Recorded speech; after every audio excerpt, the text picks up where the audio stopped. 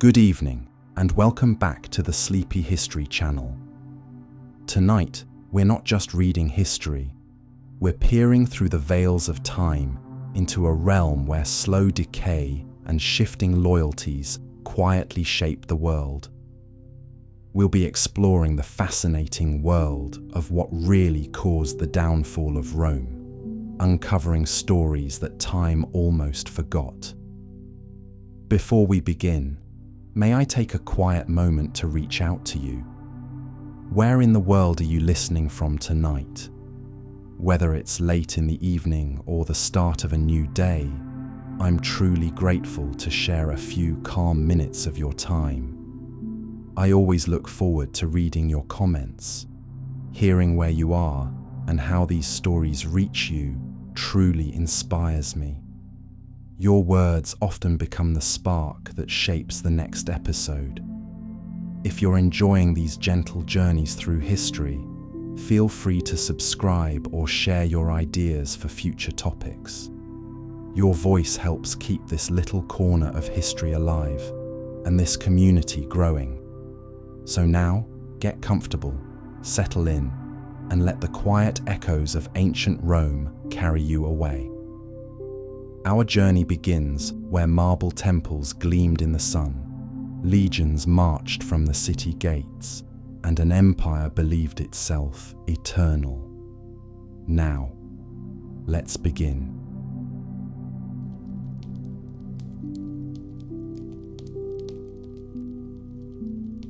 Close your eyes and imagine yourself transported back in time, over 2,000 years ago. Picture the bustling streets of Rome at the height of its power and glory, the grand marble temples and monuments gleaming in the Mediterranean sun, the forum buzzing with the chatter of politicians, merchants, and ordinary citizens going about their daily lives, mighty legions marching out from the city gates, destined to expand the reach of the empire to the farthest corners of the known world. It must have seemed, in those golden years, that Rome would endure forever, that its wealth, its power, and its sheer indomitable spirit could never be broken. But even the mightiest of empires can fall, and Rome was no exception. The story of Rome's downfall is a long and complex one, spanning centuries of wars, political intrigues, economic upheavals, and seismic social and religious shifts. There was no single cause, no one fatal blow, but rather a slow unraveling as cracks formed in the very foundations of Roman power and prestige. Over the next few hours, we'll calmly meander through the winding history of Rome's decline, pausing to examine some of the key moments and figures that shaped its destiny. We'll meet emperors both wise and foolish, generals both valiant and vainglorious, and a vibrant cast of everyday Romans living through extraordinary times. So, make yourself comfortable, take a slow deep breath, and let the modern world fade away as we embark on our journey back through the mists of time to explore the twilight years of the once indomitable Roman Empire. Our story begins in the closing years of the 2nd century AD. On the surface, the empire appeared to be at the peak of its strength and stability. The frontiers were secure, the economy was thriving, and a series of wise and capable rulers known as the 5 Good Emperors had ushered in an era of peace and prosperity. But beneath this veneer of invincibility, cracks were beginning to show in the foundations of Roman power. These hairline fractures would eventually spider and spread until the once solid bedrock of the empire crumbled away entirely. One of the earliest warning signs was a slow but steady erosion of the authority and competence of the imperial office itself. For generations, the empire had been guided by a succession of rulers who embodied the sober discipline and civic-minded virtue that had long been held up as quintessentially Roman ideals. But as the 2nd century drew to a close, a new breed of emperor began to ascend the throne. Men more interested in the trappings and pleasures of power than in the arduous work of governance. One of the most notorious of these new rulers was Commodus. son and heir of the revered philosopher-king Marcus Aurelius. Commodus came to power in 177 AD at the age of just 19. But while his father had been a paragon of wisdom and duty, Commodus was a vain and capricious youth who cared more for the adulation of the mob than for the weighty responsibilities of empire. He fancied himself a gladiator and would frequently descend into the arena to fight against terrified opponents who had been instructed to submit to the emperor's blows. He renamed Rome Colonia Commodiana, the colony of Commodus, and even rechristened the months of the year after his own various titles and honorifics. As Commodus indulged his whims and neglected the work of government, the once solid foundations of imperial authority began to crack and erode. The Senate, which had long served as a check on the excesses of emperors, found itself increasingly sidelined and ignored.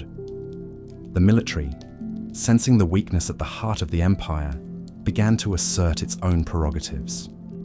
In 192 AD, after more than a decade of misrule, Commodus was finally assassinated in a palace coup. But his death did little to restore stability or integrity to the imperial office. In the coming years, Rome would be racked by a series of short-lived, often violently deposed emperors as various factions within the military and the Senate vied for control. This cycle of assassination and turnover reached a fever pitch with the rise of the Praetorian Guard, the emperor's personal bodyguard. Originally created to protect the emperor, the Praetorians soon became a king-making force unto themselves, installing and removing rulers almost at will in exchange for bribes and political favors. In the span of just 16 years, from 235 to 251 AD, no fewer than 20 emperors claimed the throne, many only for a matter of months before being dispatched by their own guards or by rival claimants. The once inviolable dignity of the imperial office had been reduced to little more than a hollow crown, to be bought, bartered, or seized by force. But the rot afflicting Rome in these years was not confined to the imperial palace alone. Even as the political foundations of the empire were fracturing, its economic underpinnings were beginning to crumble as well. For centuries, Rome's wealth and power had been sustained by a robust system of agriculture, trade, and tribute from conquered provinces. But as the 3rd century dawned, this once vibrant economy was showing signs of strain. In the countryside, centuries of intensive cultivation had begun to exhaust the fertility of the soil, leading to declining crop yields and the slow abandonment of once productive farms. In the cities, the debasement of the silver currency by a succession of cash-strapped emperors led to rampant inflation and a loss of confidence in the money supply. And on the empire's frontiers, the unceasing pressure of hostile tribes and rival powers was forcing Rome to pour ever greater resources into maintaining its borders. Resources that might otherwise have been invested in shoring up the economy at home. These mounting economic woes only added to the sense of drift and decay that was gradually pervading every corner of Roman society. The grand facade of the empire might still have looked imposing from afar. The legions still marched. The monuments still gleamed. But up close, the cracks in the foundation were becoming harder and harder to ignore. It would be a mistake, of course, to imagine that these cracks appeared all at once, or that their full implications were immediately apparent to those living through these troubled times. The decline of Rome was a slow and subtle process, unfolding across generations. Many Romans no doubt carried on with their daily lives much as they always had, tending to their trades and their families, celebrating festivals and mourning losses, largely insulated from the great currents of history shifting beneath their feet. But with the benefit of hindsight, we can see the seeds of Rome's ultimate downfall being planted in these years of creeping dysfunction and doubt. The once unshakable edifice of Roman power was already growing brittle, even as the empire continued to expand its frontiers and assert its might on the world stage. In the coming hours, we'll see how these early fault lines would widen into yawning chasms as the Roman world was rocked by fresh waves of invasions, insurrections, and internecine strife. We'll meet the emperors and usurpers, saints and barbarians who would shape Rome's destiny in its final centuries. But as we explore these turbulent times together, I invite you to hold in your mind the image of Rome at its height. The Rome of Augustus and Trajan, of Cicero and Virgil. The Rome that built roads and aqueducts that still endure to this day, that gave us systems of law and governance that still shape our world in profound and subtle ways. That Rome, the eternal city on the seven hills, the Caput Mundi, the center of the world, can seem impossibly remote to us now, separated from our modern reality by an unfathomable gulf of years. But in the flickering light of our historical imagination, we can still catch glimpses of its faded glory. So as we gently drift through these next chapters in Rome's long decline, let us pay our respects to the monumental achievement that was the Roman Empire, and to the fragile, fallible individuals who lived and struggled within its vast embrace, not so very different from you or me. With that in mind, let us slip softly into the rich and dreamlike realm of Rome's past, and immerse ourselves in the captivating story of its decline as the first cracks begin to spread through the mighty foundations of empire. I'll be right here, my voice a soothing constant, guiding you through the complex web of characters and events. There's no need to strain to remember every detail. Simply let the story wash over you and allow your mind to paint its own vivid pictures of this vanished world. And if at any time you feel your eyelids growing heavy or your thoughts beginning to wander, know that it's all right to let yourself drift off into gentle sleep. The story will be here waiting for you when you return. So close your eyes now, take a slow, deep breath, and let the world of ancient Rome materialize around you. Picture the marble columns and triumphal arches, the golden eagles on scarlet standards snapping in the wind. Hear the distant tread of legionary boots, the laughter and chatter of the forum crowds, the metal-on-metal clang of gladiators sparring in the arena. And as the scene sets itself and the journey begins, know that you are in good company. For we are all, in our own way, heirs to the legacy of Rome, both its triumphs and its tragedies, its wisdom and its folly. In exploring this vanished empire's rise and fall, we are in a sense exploring the very roots of our own civilization, the deep and tangled taproot from which so much of our modern world has grown. It's a legacy that we carry with us, consciously or not, in the very language we speak, the laws we obey, the roads we travel, the stories we tell. A legacy so vast and so enduring that it can be difficult at times to perceive its full scope and grandeur.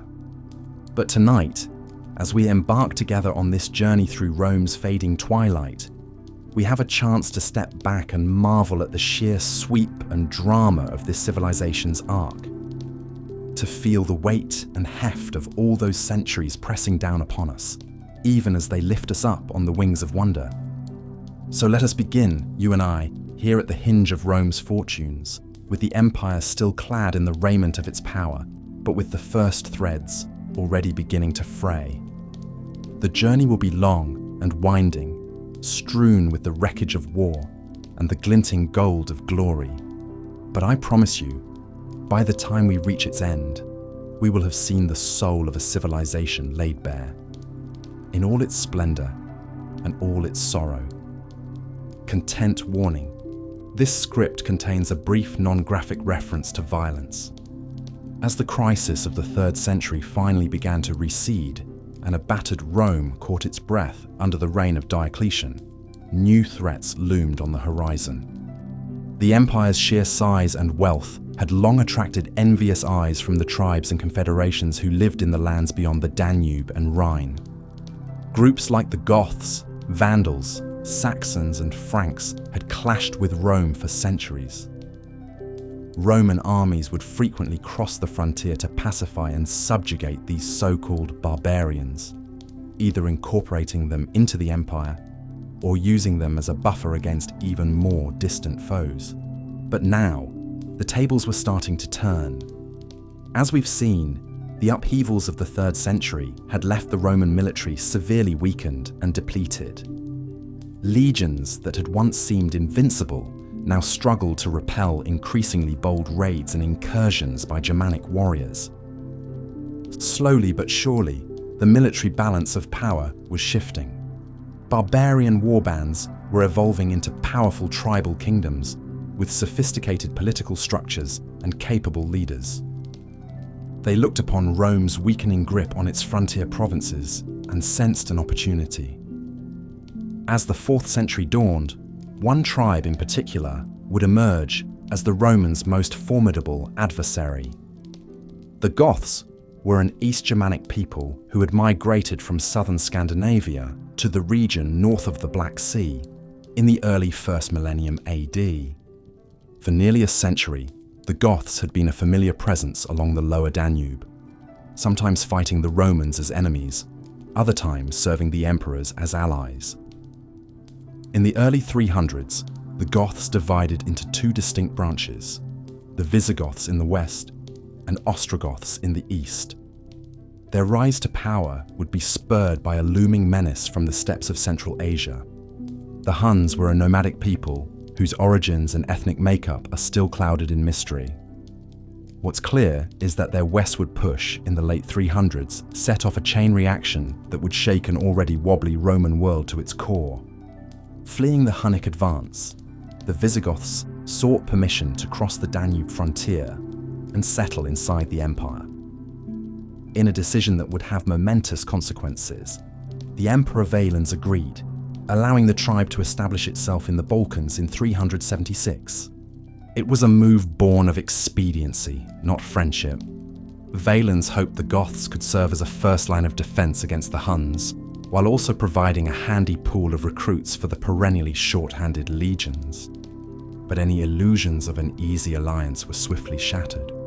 Once across the river, the Goths were subjected to brutal mistreatment by the local Roman authorities. Desperate for food and angered by their shabby welcome, the tribe rose in rebellion. In 378, the crisis came to a head at the fateful Battle of Adrianople. Leading a massive army, Emperor Valens confidently marched out to crush the Gothic upstarts. But in the parched plains near the city, the Romans blundered into a catastrophic defeat. Trapped and surrounded by the Gothic cavalry, the imperial army was massacred. Valens himself was killed in the slaughter, becoming the first emperor to fall in battle against a barbarian foe. The shockwaves from Adrianople reverberated across the empire. The Eastern Roman army had been gutted, leaving the Goths free to roam and plunder the Balkan provinces at will. It was a grim sign of things to come. More tribes now rushed to exploit Rome's vulnerability. On the last day of 406, a massive force of Alans, Vandals, and Suebi poured across the Rhine, overwhelming the Roman defences. Like a great wave, the Germanic invaders now crashed over Gaul, Hispania, and other once secure provinces. The unthinkable suddenly seemed possible. After centuries of keeping the barbarians at bay, the frontiers had completely collapsed. Lands that had been Roman for 500 years or more now fell under the sway of Germanic kings and warlords. The Goths, meanwhile, went from triumph to triumph.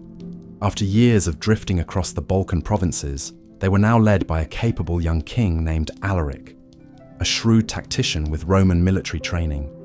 Alaric dreamed of winning a permanent homeland for his people. In 408, the Visigoths invaded Italy itself, the sacrosanct heart of the empire. After 2 grueling sieges, Alaric's army stood at the gates of Rome. The Senate, which had once commanded kings and decided the fates of nations, was reduced to sending a pathetic plea for mercy. The mighty city would be spared, the envoys promised, if Alaric would accept their pitiful bribe of gold, silver, silk, scarlet cloth, and pepper. According to the historian Zosimus, Alaric roared with laughter at this offer, quipping, "The thicker the hay, the easier it is mowed." He demanded a far greater ransom, and the Romans had no choice but to pay, but it was only a temporary reprieve. In 410, the Visigoths returned. This time, the gates were flung open by rebellious slaves, and Rome fell to its attackers. Alaric's army poured into the capital, burning and looting as they went. For the first time in nearly 800 years, Rome had been conquered by a foreign enemy. The shock was profound, prompting much anguished reflection among the empire's elites.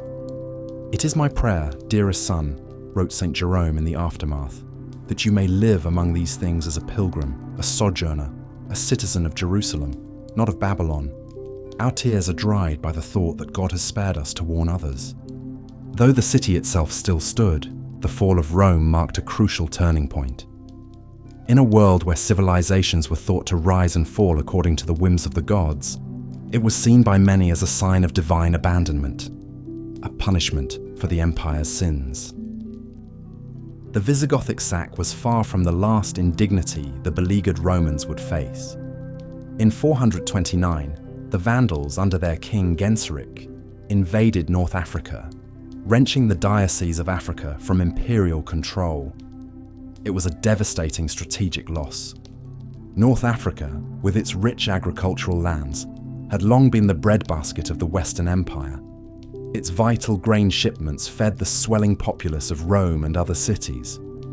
With that province gone, the imperial heartland faced crippling food shortages. The loss of Africa also meant the loss of the lucrative taxes and revenues that had flowed from the region into the imperial treasury. Already reeling from the depredations of the invaders, Rome's economy entered freefall. With its finances in ruins, fields gone fallow, and borders under siege, the Western Empire's position grew increasingly untenable. The Vandals' conquest of Carthage in 439 marked the de facto end of Roman rule in North Africa. Its shattered remnants would limp on for 3 decades more, but the West was now careening toward oblivion. As the 5th century reached its midpoint, the Western throne had become a grim game of musical chairs. A rapid succession of emperors tried and failed to stem the empire's bleeding. In 475, a general named Orestes seized control of the court at Ravenna and named his young son Romulus as emperor. The child ruler would be mockingly dubbed Romulus Augustulus, Little Augustus. In a twist of historical irony, the last emperor of Rome bore the names of both the city's mythical founder and the man who had inaugurated the imperial age.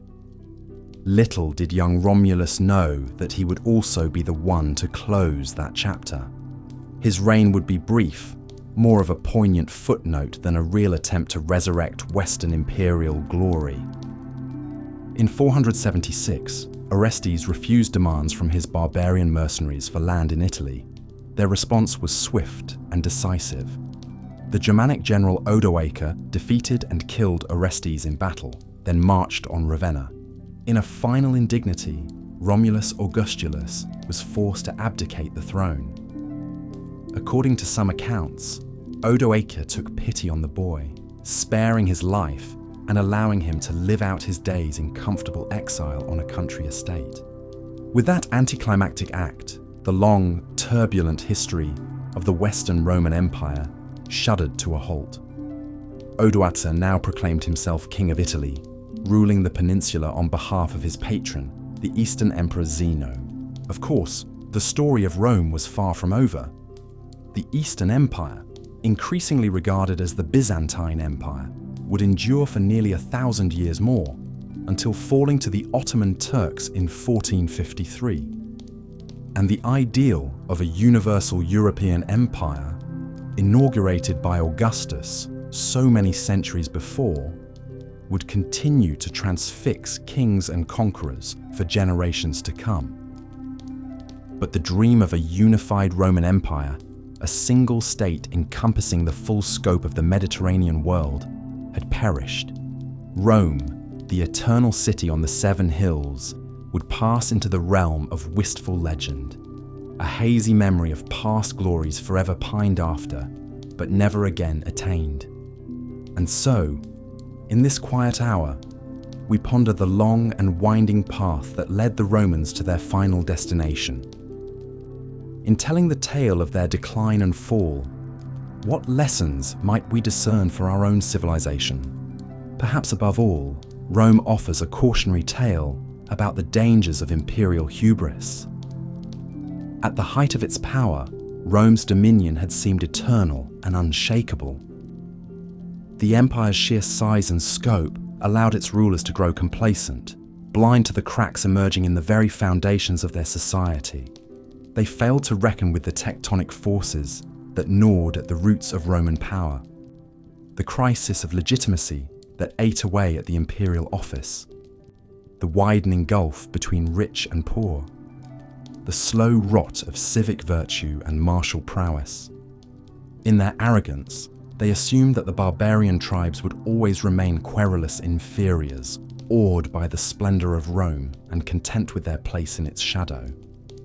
They failed to imagine that the societies on their periphery might one day eclipse them in strength and supplant them as masters of the world. For centuries, Rome thrived on relentless conquest and expansion, always seeking to push its frontiers further out. But in time, that sprawling frontier became a source of weakness, not strength, an impossible expanse to patrol and defend. And yet, even as Rome receded from history's main stage, its legacy would endure.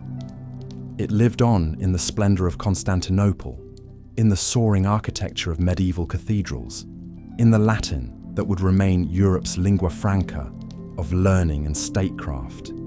It shaped the art, philosophy, and institutions that would form the bedrock of Western civilization. The heirs of Rome may have turned to new gods and spoken new tongues, but they continued to draw guidance and inspiration from the old empire's faded triumphs. Even the Renaissance, that great reawakening of art and knowledge, saw itself as the rebirth of a classical ideal that had never truly perished. So rest now, dear friends, and ponder the long, completed journey of a civilization that once seemed eternal. In the morning's light, its monuments will still stand in mute testament to the heights that humanity can ascend, and its cracked and weathered ruins will whisper of the dangers of taking such glories for granted, and the ephemeral nature of even the mightiest works of mortal hands. The Goths had delivered a crippling blow at Adrianople, but they were just one of many tribes massing along Rome's borders. The Vandals, Saxons, and Franks, names that would soon be seared into the Roman psyche, were also growing restless, probing for weaknesses in the empire's defenses. These Germanic tribes had long been thorns in Rome's side. For centuries, the Romans had tried to pacify them with a carrot and stick approach, sometimes trading with them, other times fighting to push them back beyond the Rhine and Danube rivers. But like a rising tide, the pressure from these tribes kept building, and the overstretched Roman legions simply couldn't be everywhere at once. It didn't help matters that Rome was distracted by threats on other fronts. In the east, the Persian Sassanid Empire remained a constant adversary, forcing Rome to split its military might. And in the late 300s AD, a fierce new power burst onto the scene from the steppes of Central Asia: the Huns. These fearsome nomadic warriors, known for their superb horsemanship and deadly accuracy with the composite bow, began pushing westward, displacing other tribes in their wake. The Huns didn't directly attack Rome at first, but their migrations set off a domino effect, forcing more and more Germanic peoples up against Rome's borders. The rising pressure finally burst the dam in 406 AD. That bitterly cold winter, the Rhine River froze over, and when spring came, the ice breakup destroyed Roman fortifications along the riverbank. Tens of thousands of Germanic tribesmen, Vandals, Alans, and Suebi poured across the Rhine en masse, fanning out across the Roman province of Gaul. The Western Empire, already teetering, would never fully recover from this blow. More dominoes soon fell. In 410, the unthinkable happened. The Visigoths, led by their cunning king Alaric, laid siege to Rome itself. For the first time in nearly 800 years, barbarians breached the walls of the mighty capital. The sack of Rome sent shockwaves through the empire and marked a grim psychological turning point.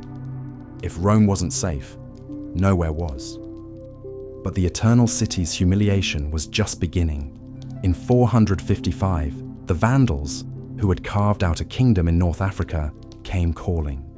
Led by their fearsome king Genseric, the Vandals stormed ashore at Ostia and spent 2 weeks methodically stripping Rome of its riches. Priceless jewels, gold and silver plate, even the gilded bronze tiles from the Temple of Jupiter, all of it was carted away to adorn Genseric's palaces in Carthage. The term vandalism stems from the memory of their pitiless plundering.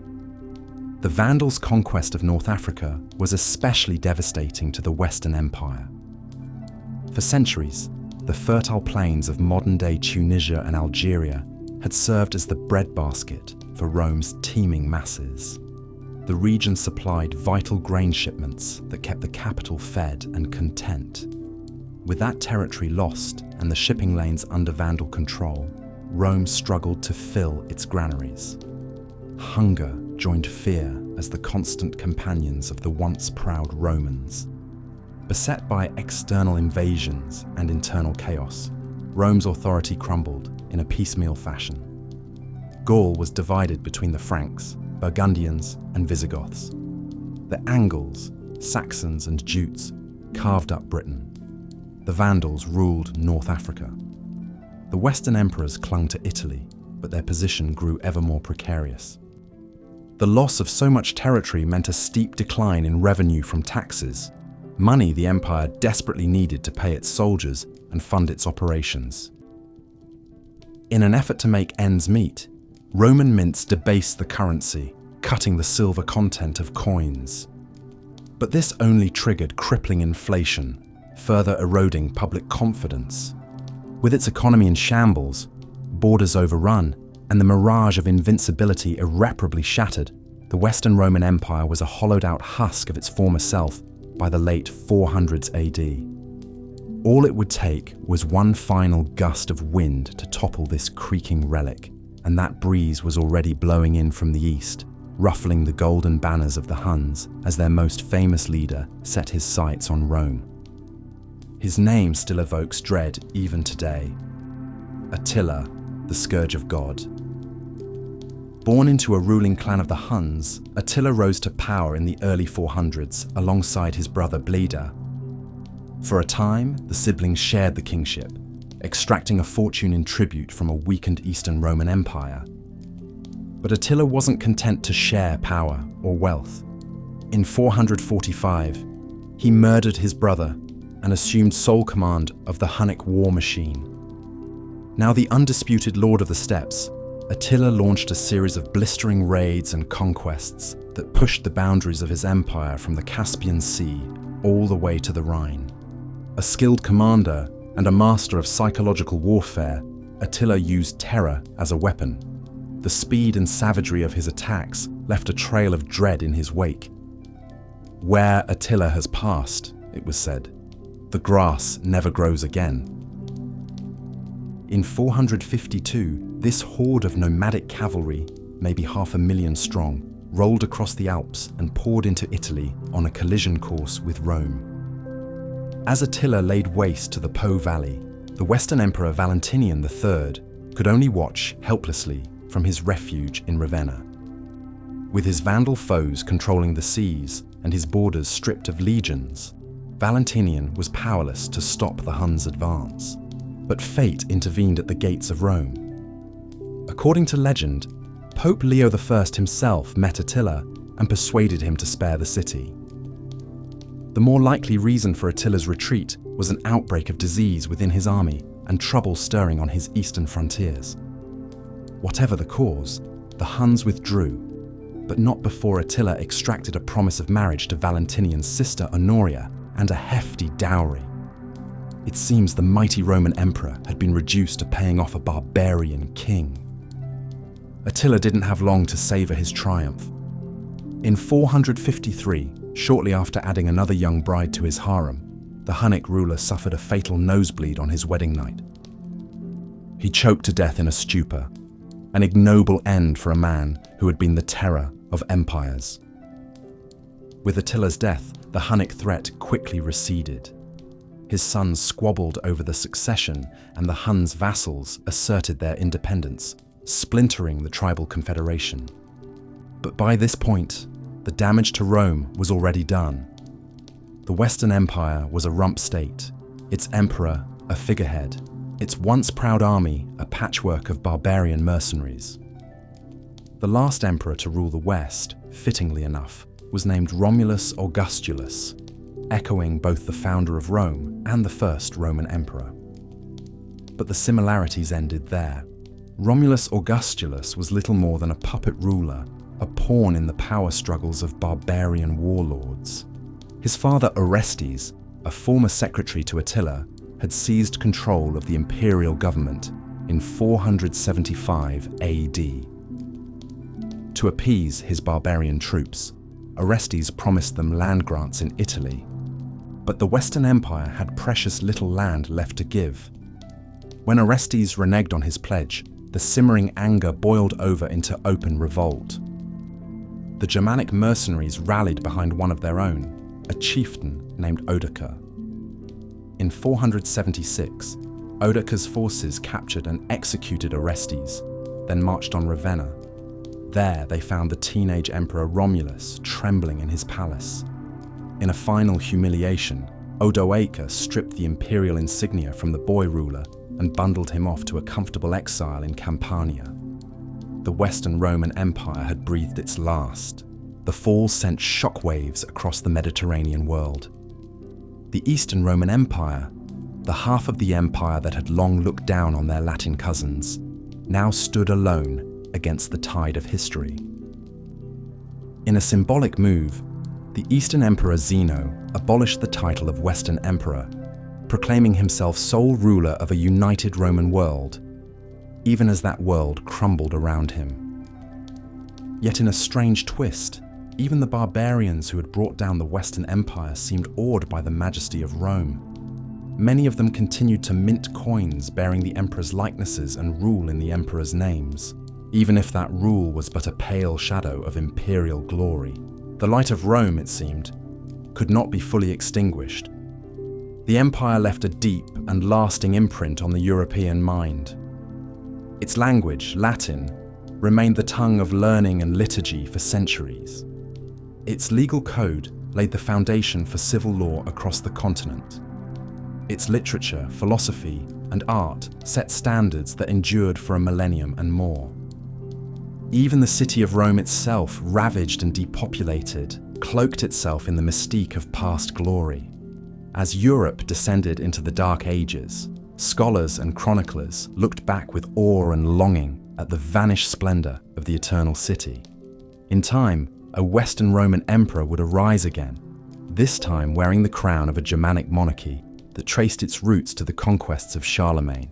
The Holy Roman Empire, as it came to be known, was a conscious attempt to resurrect the glories of Rome, even if it was, as Voltaire quipped, neither holy, nor Roman, nor an empire. For 1,000 years and more, Rome's shadow stretched long across the West, even as the East carried the torch in the form of the Byzantine Empire. Centered on Constantine's glittering capital of Constantinople, the Byzantines, who defiantly called themselves Romans, preserved the art, literature and statecraft of Greco-Roman civilization for centuries after the fall of the Western Empire. The glittering mosaics of Hagia Sophia, the golden treasures of Byzantine icon painting, the intricate court rituals of the emperors, all of these carried echoes of the grandeur that was Rome. Even after the fall of Constantinople to the Ottoman Turks in 1453, the dream of a revived Roman Empire haunted the rulers and thinkers of Europe.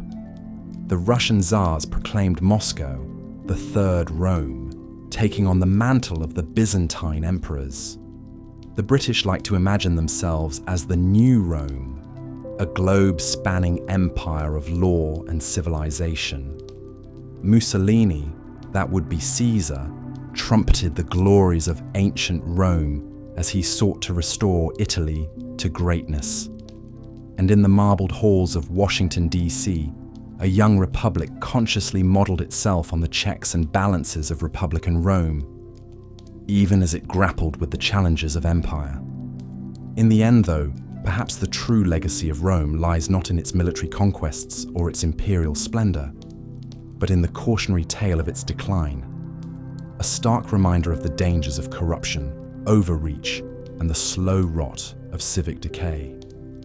The fall of the Western Roman Empire was not the result of any single catastrophe, but a long, slow unraveling, a death by 1,000 cuts. The tale is a sobering one for any society that has grown complacent or overconfident in its own greatness. Even the mightiest of empires, Rome reminds us, can crumble if they lose touch with the virtues and values that made them great. As we've seen, the seeds of Rome's demise were planted early, in the growing decadence and corruption of its elite, in the widening gap between rich and poor, in the slow erosion of traditional values and institutions.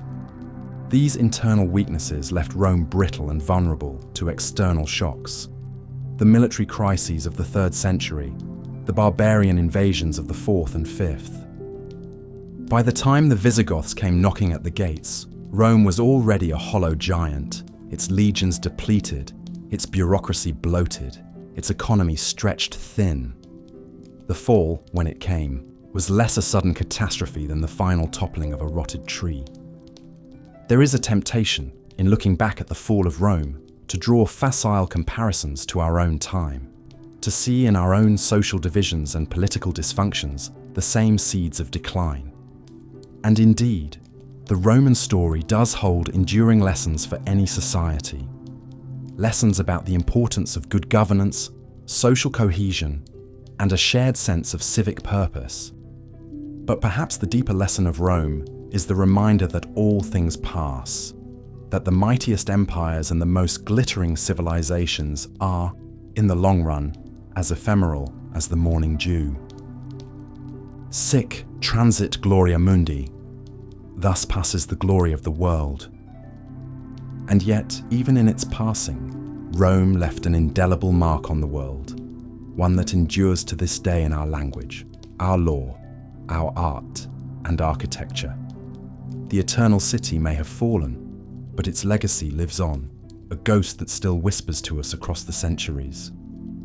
So let us give Rome its due, not just as a cautionary tale, but as a towering achievement of the human spirit. For nearly 1,000 years, this remarkable civilization brought law, learning, and a measure of unity to a vast swath of the globe. It gave us the Pantheon and the Colosseum, the poetry of Virgil and the philosophy of Cicero, the grandeur of Julius Caesar and the piety of Gregory the Great. It was, in every sense of the word, a monumental achievement. And though its fall was slow and painful, there is a certain poignancy in the way Rome met its end, with a young emperor named for the founder of the city, with barbarian kings ruling in the shadow of emperors, with the Senate still meeting, even as the city crumbled around it. To the very end, Rome clung to its ancient forms and traditions, a last lingering echo of a world that had passed away. As we come to the end of our journey through the decline and fall of Rome, we are left not just with a sense of melancholy, but with a profound appreciation for the sweep of history, for the way that even the mightiest empires rise and fall like the tides. Rome's story reminds us of the fragility of human achievement, but also of its enduring power to inspire and awe. So let us bid farewell to Rome, not in sorrow, but in gratitude for all that it gave us. And let us carry with us always the memory of this once great civilization, a shining city on a hill whose light still illuminates the world. Thank you for joining me on this journey through the ages. sweet dreams. As Constantine's sons squabbled over their inheritance, the empire's enemies grew bolder. The Sassanid Persians in the east, under their formidable king Shapur II, launched invasions into Roman Mesopotamia and Armenia. Shapur had ascended to the Persian throne as an infant and would rule for a staggering 70 years. During his long reign, he waged near constant war against Rome in a bid to reclaim lost territories. The Romans faced an even graver threat along their northern frontiers. For centuries, Germanic tribes like the Goths, Vandals, Franks, and Saxons had clashed with Rome's legions along the Rhine and Danube rivers. The Romans saw these tribal warriors as uncivilized barbarians. But to the Germanic peoples, the wealthy Roman provinces were a tempting target for plunder and conquest. As pressure on the frontiers intensified, a sudden shockwave rippled across Europe and the Near East.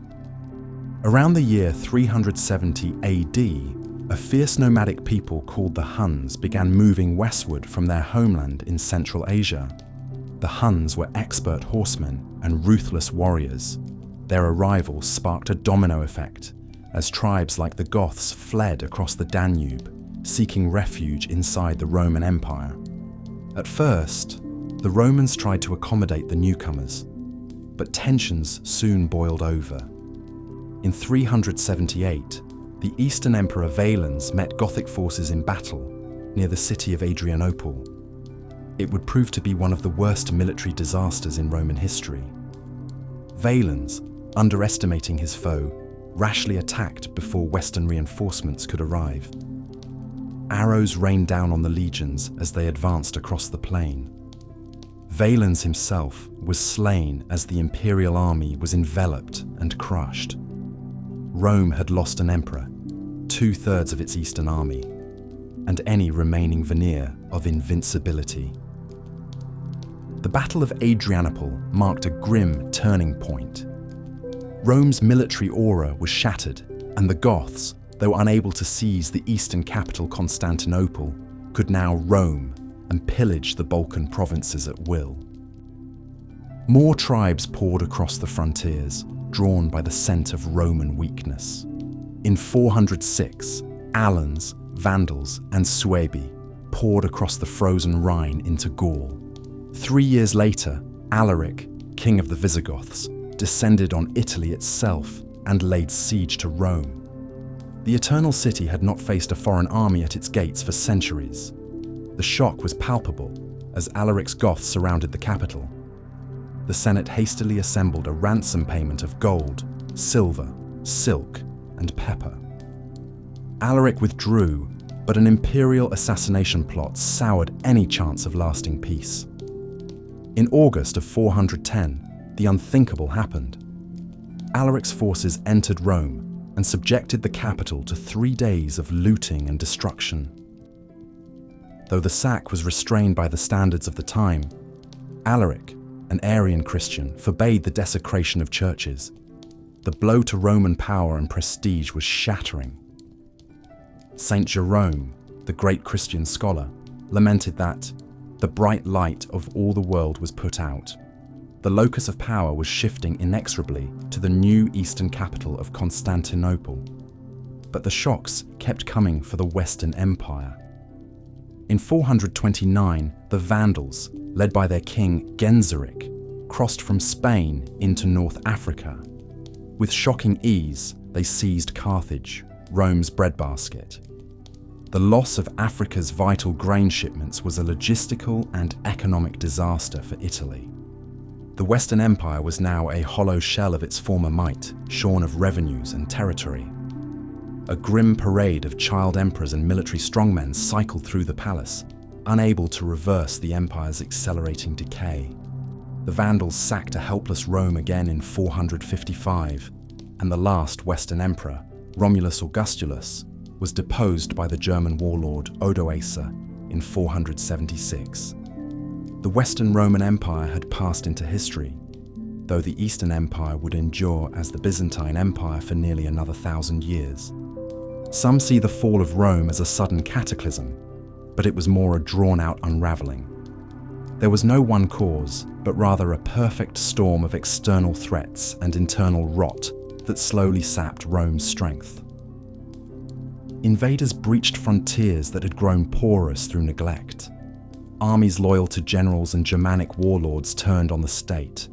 Crippling taxes and rampant inflation, driven by endless wars and devalued currency, wrecked the economy. Corruption and decadence among the elite spawned popular resentment and unrest. The rise of Christianity created vital new social bonds, but also sowed divisions and drained traditional civic participation. The story of Rome's fall is not a simple one, but its lessons echo across history. It is a cautionary tale of how greatness and power are never eternal. Time and again, from Persia to China to the British Empire, dominion has turned to decay when nations overextend, when arrogance and insularity blind them to the seeds of their own demise.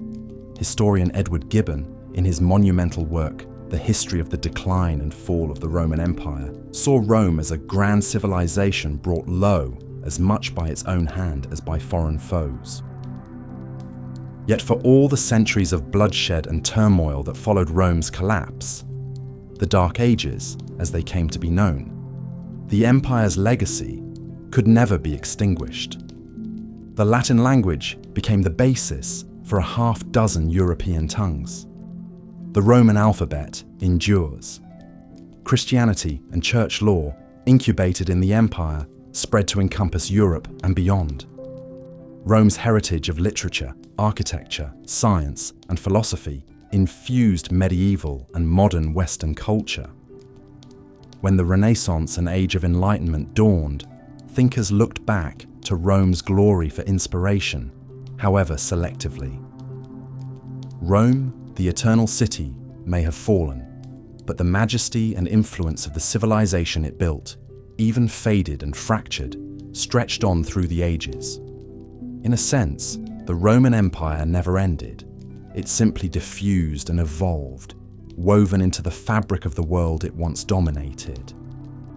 The physical empire died, but its ideas, laws, and cultural DNA survived to be remixed and reborn, shaping new nations and peoples. Rome's story is one of decline and fall, but also one of a deathless legacy.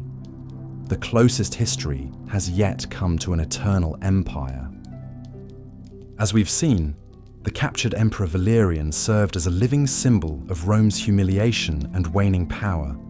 His son Gallienus took the throne, but was hard-pressed to hold the empire together. The next decade saw the rise of a dizzying array of usurpers and splinter states, all vying for a piece of Roman glory. The average reign of an emperor in this chaotic period lasted only 2 to 3 years before ending in assassination or ignoble death on the battlefield. With such instability at the top, it's no wonder the empire was coming apart at the seams. The Gallic Empire broke away in the west, controlling Britain and parts of Gaul and Spain. In the east, the glittering Palmyrene Empire seized Rome's rich oriental provinces under their ambitious queen Zenobia. It fell to Emperor Aurelian, rising from humble origins in the legions to put the shattered realm back together again. Through skill, tenacity, and sheer force of will, Aurelian defeated the breakaway empires and battled barbarian hordes to restore a fragile unity. For his efforts, the exhausted emperor was hailed as Restitutor Orbis, restorer of the world. But no sooner had Aurelian secured the frontiers than he fell to assassins in a military conspiracy. Such was the all-too-common fate of soldier emperors in this time of unrest. The late 3rd century saw a dizzying succession of rulers, many meeting a brutal and untimely end mere months after donning the imperial purple. The empire limped on for a few more decades, but its prestige was badly damaged, and cracks in the foundation could no longer be ignored. Reform was desperately needed to save Rome from dissolution. That task would fall on the capable shoulders of a general named Diocletian. Diocletian's reign marked a new chapter in the story, of Rome's long decline. Coming to power in 284 AD, he was a military man through and through. The son of former slaves, Diocletian had risen through the ranks by virtue of his wits and leadership. He knew the empire could scarcely survive more power struggles between rival generals. To address this, Diocletian took a gamble and split the empire in two. He would rule the eastern half, while entrusting the west to a co-emperor, Maximian. Each emperor would in turn have a junior partner called a Caesar, forming a four-way power-sharing system known as the Tetrarchy. The idea was to establish clear lines of succession and maintain stability. Diocletian didn't stop there in his reforms. He subdivided provinces into smaller, more manageable units and greatly expanded the imperial bureaucracy. More governors and tax officials meant the emperor's eyes and ears were everywhere. Of course, this also meant a heavier tax burden, which didn't exactly endear Diocletian to the common people. In a futile attempt to curb inflation, Diocletian issued his famous edict on maximum prices in 301. This sweeping law set price caps on over 1,000 goods and services, from a measure of wheat to a lawyer's fee. Severe penalties were imposed on merchants who exceeded the limits. But like most attempts at price controls, the edict backfired and was widely ignored. Diocletian saw threats to the empire from within as well as without. To him, the rising popularity of Christianity posed a direct challenge to the divine authority of the emperors. In 303, he launched the last and bloodiest persecution of Christians in Roman history. Churches were razed, scriptures burned, and the faithful forced to sacrifice to the old gods on pain of death. Despite these efforts, Diocletian's reforms ultimately failed to stop Rome's slow unraveling. When the aging emperor retired in 305 and the tetrarchs fell to squabbling without him, it was clear a firmer hand was still needed. The ambitious son of one of the tetrarchs, Constantine, was waiting in the wings to fill that void. The reign of Constantine the Great marked a true turning point in Roman history. Coming to power after a series of civil wars, Constantine would change the face of the empire forever. His most pivotal moment came on the eve of a battle against his rival Maxentius in 312. If we believe the famous tale, Constantine saw a vision of a cross in the sky, along with the words, "In this sign, conquer." Interpreting this as a sign of divine favor, Constantine rode out to victory under the banner of Christ. The following year, he issued the Edict of Milan, which granted religious tolerance and effectively legalized Christianity in the empire. This was a momentous shift, as the once persecuted faith now enjoyed imperial support. But perhaps Constantine's most visible legacy was the construction of a glorious new capital that would bear his name, Constantinople. Situated on the Bosphorus Strait, this new Rome was dedicated in 330 AD. With its strategic location and heavily fortified walls, Constantinople would go on to be the beating heart of the empire long after the fall of Rome itself. When Constantine died in 337, the empire was split between his squabbling sons. Never again would the realm be truly reunited.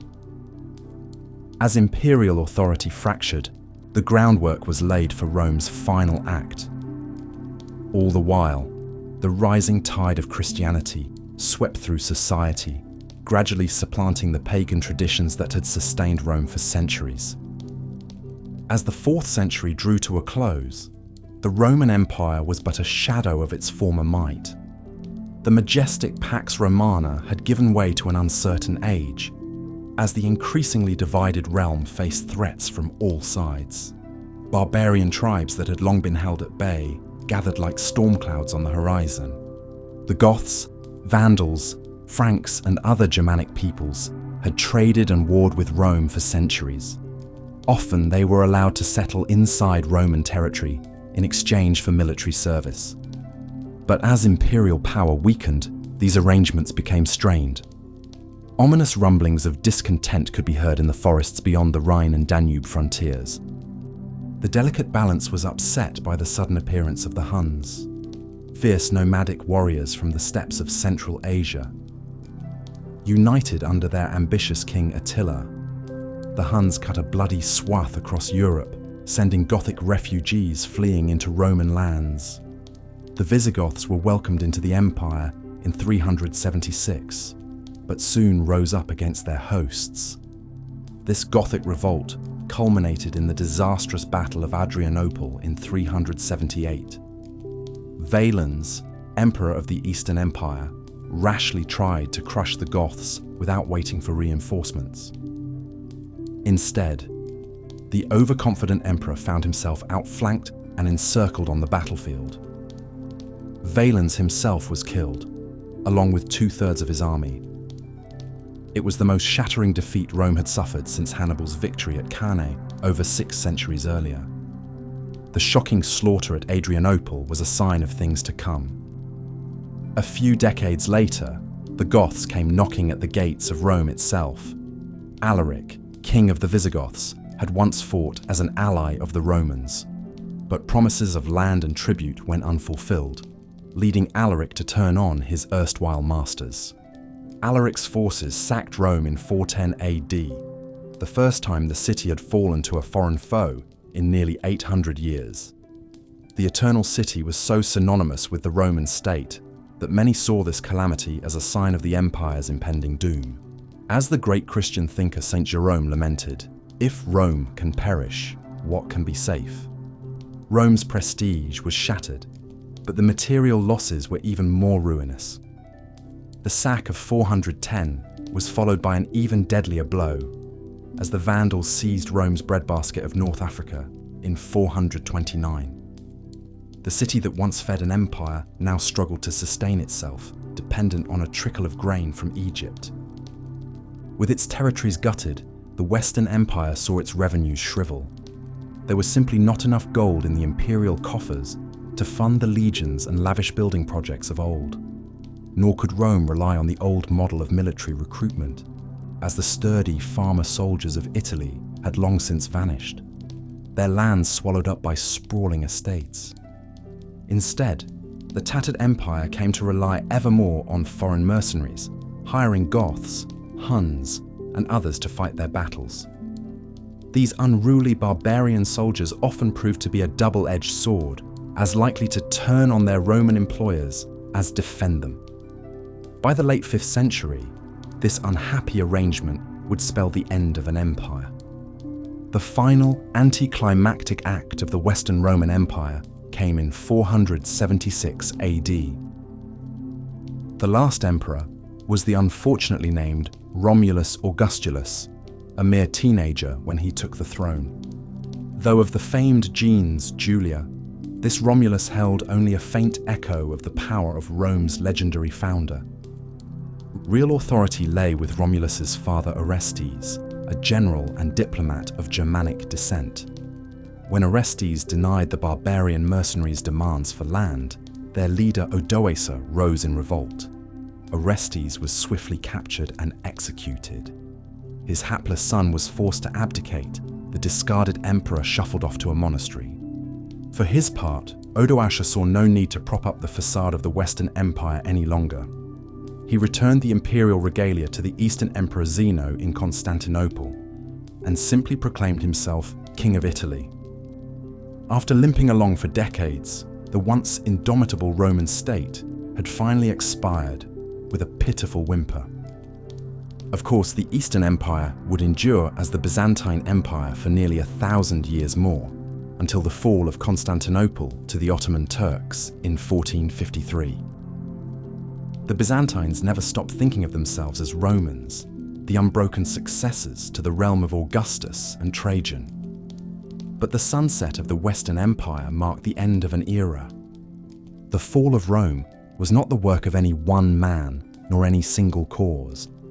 Instead, it was death by 1,000 cuts, a perfect storm of external threats and inner decay.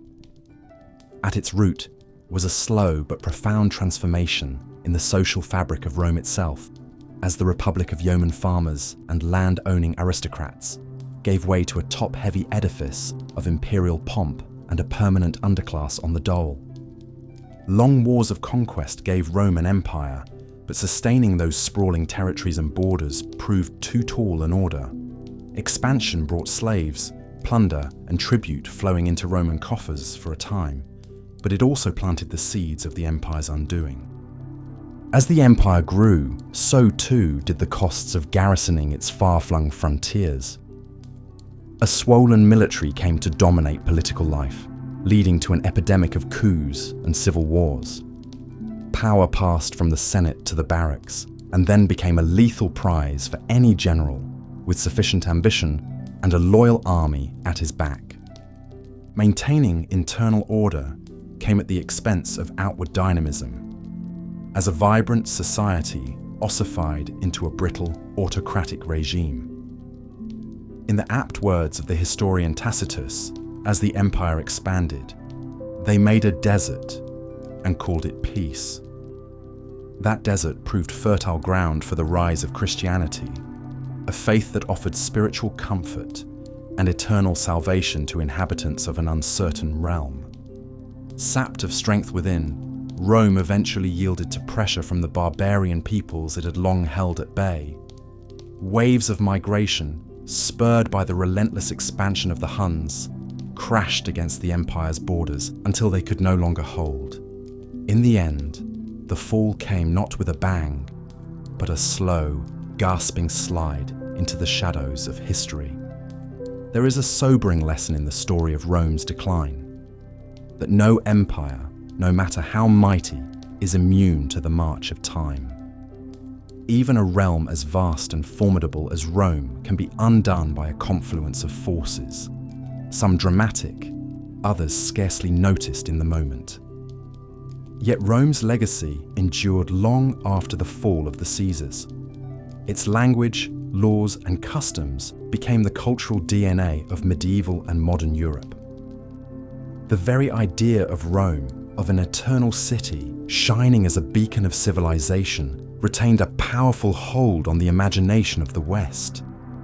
In the centuries to come, popes and emperors would wrap themselves in the mantle of Rome's vanished glory.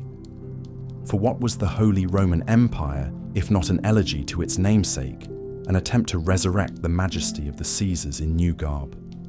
The Renaissance, too, was an attempt to recapture the grandeur of the classical past, to draw on the wisdom of the ancients in forging a new age.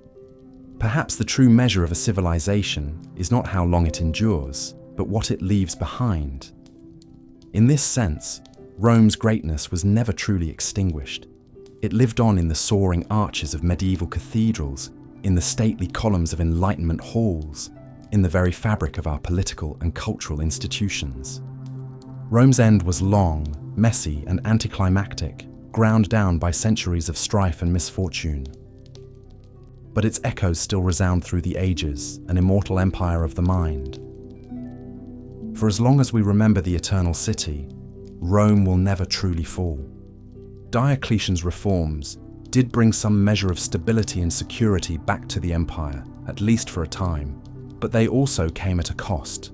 His strict control of the economy, with wage and price fixing, stifled trade and innovation. The bureaucracy became bloated and corrupt, and the increased pressure on average Romans to foot the bill for Diocletian's expanded military only bred further resentment. Even Diocletian himself seemed to recognize the limits of what one man, however powerful, could do to stem the empire's decline.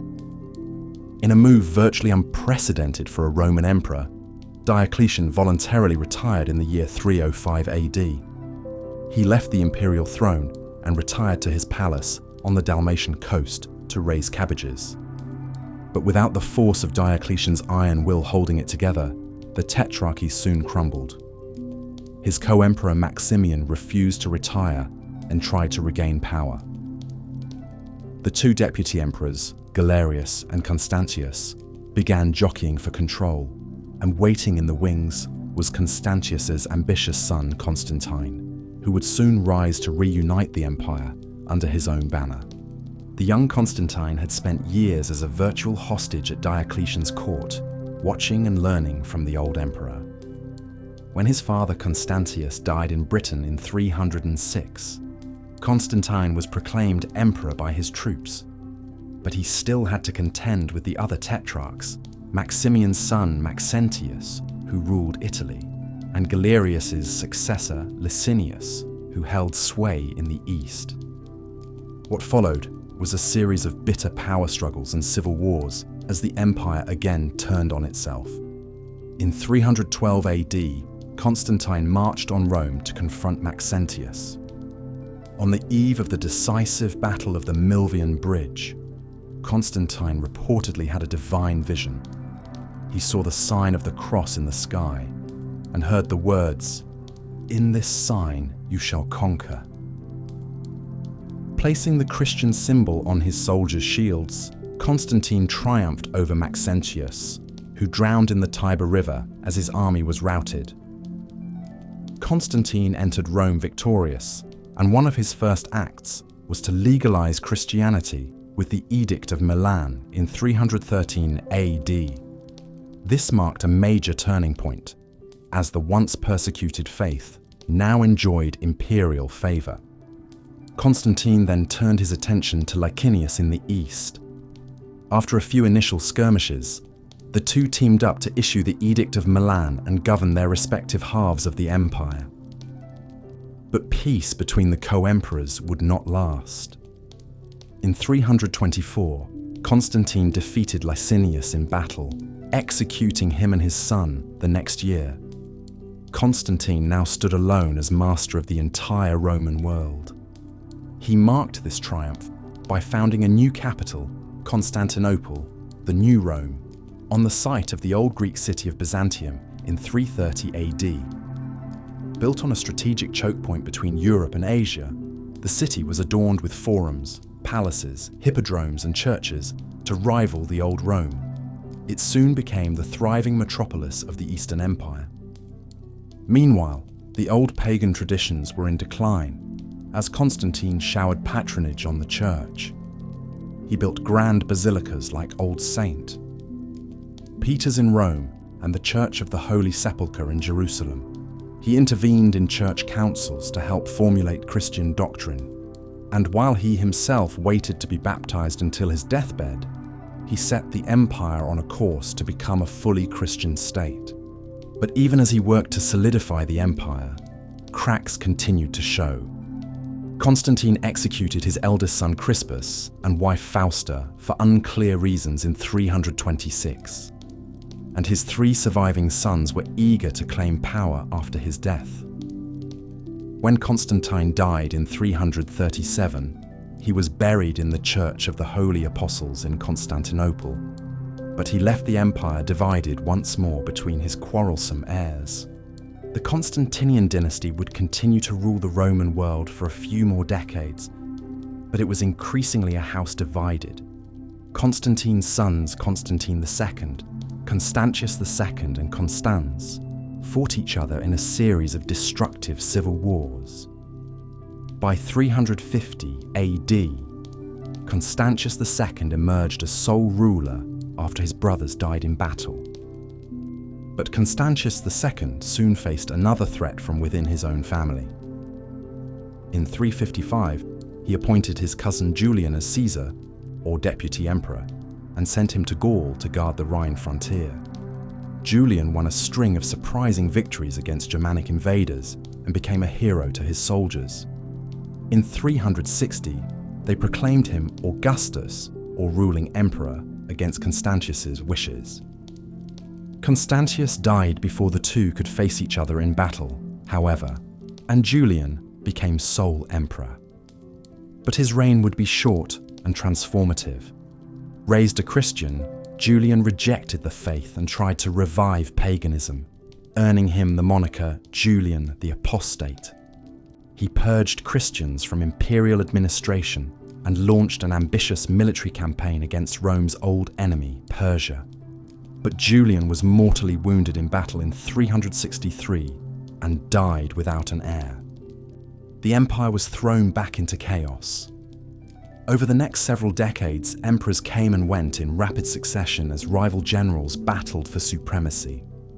The frontiers crumbled under increasing barbarian encroachments, and the great cultural and religious transformation set in motion by Constantine continued to unfold. Christianity gained more and more ground at the expense of the old gods. In 380 AD, Emperor Theodosius I made Christianity the official religion of the Roman Empire. Pagan temples and rituals were now banned instead of simply discouraged. Classical learning and literature were increasingly seen through a Christian lens. Meanwhile, the Germanic tribes that had long been held at bay continued to hammer at the gates of the empire. Rome had tried for centuries to pacify and assimilate these barbarians, settling them within imperial borders as so-called federates in exchange for peace and military service. But it was an uneasy arrangement, as the Romans looked down on the Germans as uncouth savages, and the Germans envied Roman wealth and power. The pressure kept building as the 4th century drew to a close. In the frigid winter of 406 AD, the Rhine River froze solid, and tens of thousands of barbarians poured across the icy span and into the empire's heartland. Gaul was overrun by Alans, Sueves, and Vandals. The Romano-British were left to fend for themselves as the imperial government withdrew troops to face the crisis. Italy itself was sacked by the Visigoths under their king Alaric in 410 AD. The first time outsiders had breached the walls of Rome in 800 years. The sackings and invasions sent shockwaves through the empire, and a sense of impending doom gripped many Romans. The great Christian theologian Saint Jerome, who witnessed the Visigoths' depredations firsthand, lamented, "The bright light of all the world was put out, the Roman Empire was decapitated, and, to speak more correctly, the whole world perished in one city." The mighty Roman legions, which had guarded the frontiers for so long, were a shadow of their former selves, weakened by decades of infighting and undersupplied by a crumbling economy. Barbarian mercenaries now made up a large part of the army, as Rome struggled to find enough native-born recruits. These mercenaries were often more loyal to their tribal leaders than to the emperor. Nowhere was this clearer than in the figure of Flavius Stilicho, a half-Vandal general who became the power behind the throne in the Western Empire in the early 400s AD. Stilicho beat back several barbarian invasions and was effectively ruling the West on behalf of the young Emperor Honorius. But his enemies at court convinced Honorius that Stilicho was plotting to seize power.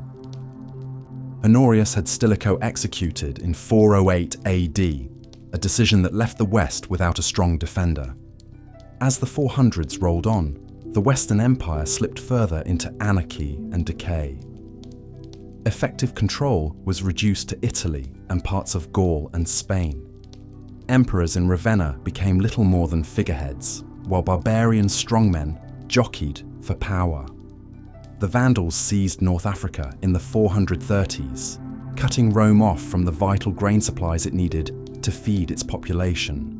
The loss of Africa's tax revenues was another nail in the coffin of the Western Empire. The line of Western emperors staggered on for a few more decades, until a final inglorious end. In 475 AD, a general named Orestes staged a palace coup and installed his teenage son Romulus as a puppet emperor. The boy ruler would be mockingly nicknamed Romulus Augustulus, meaning Little Augustus. But Orestes had made a crucial mistake.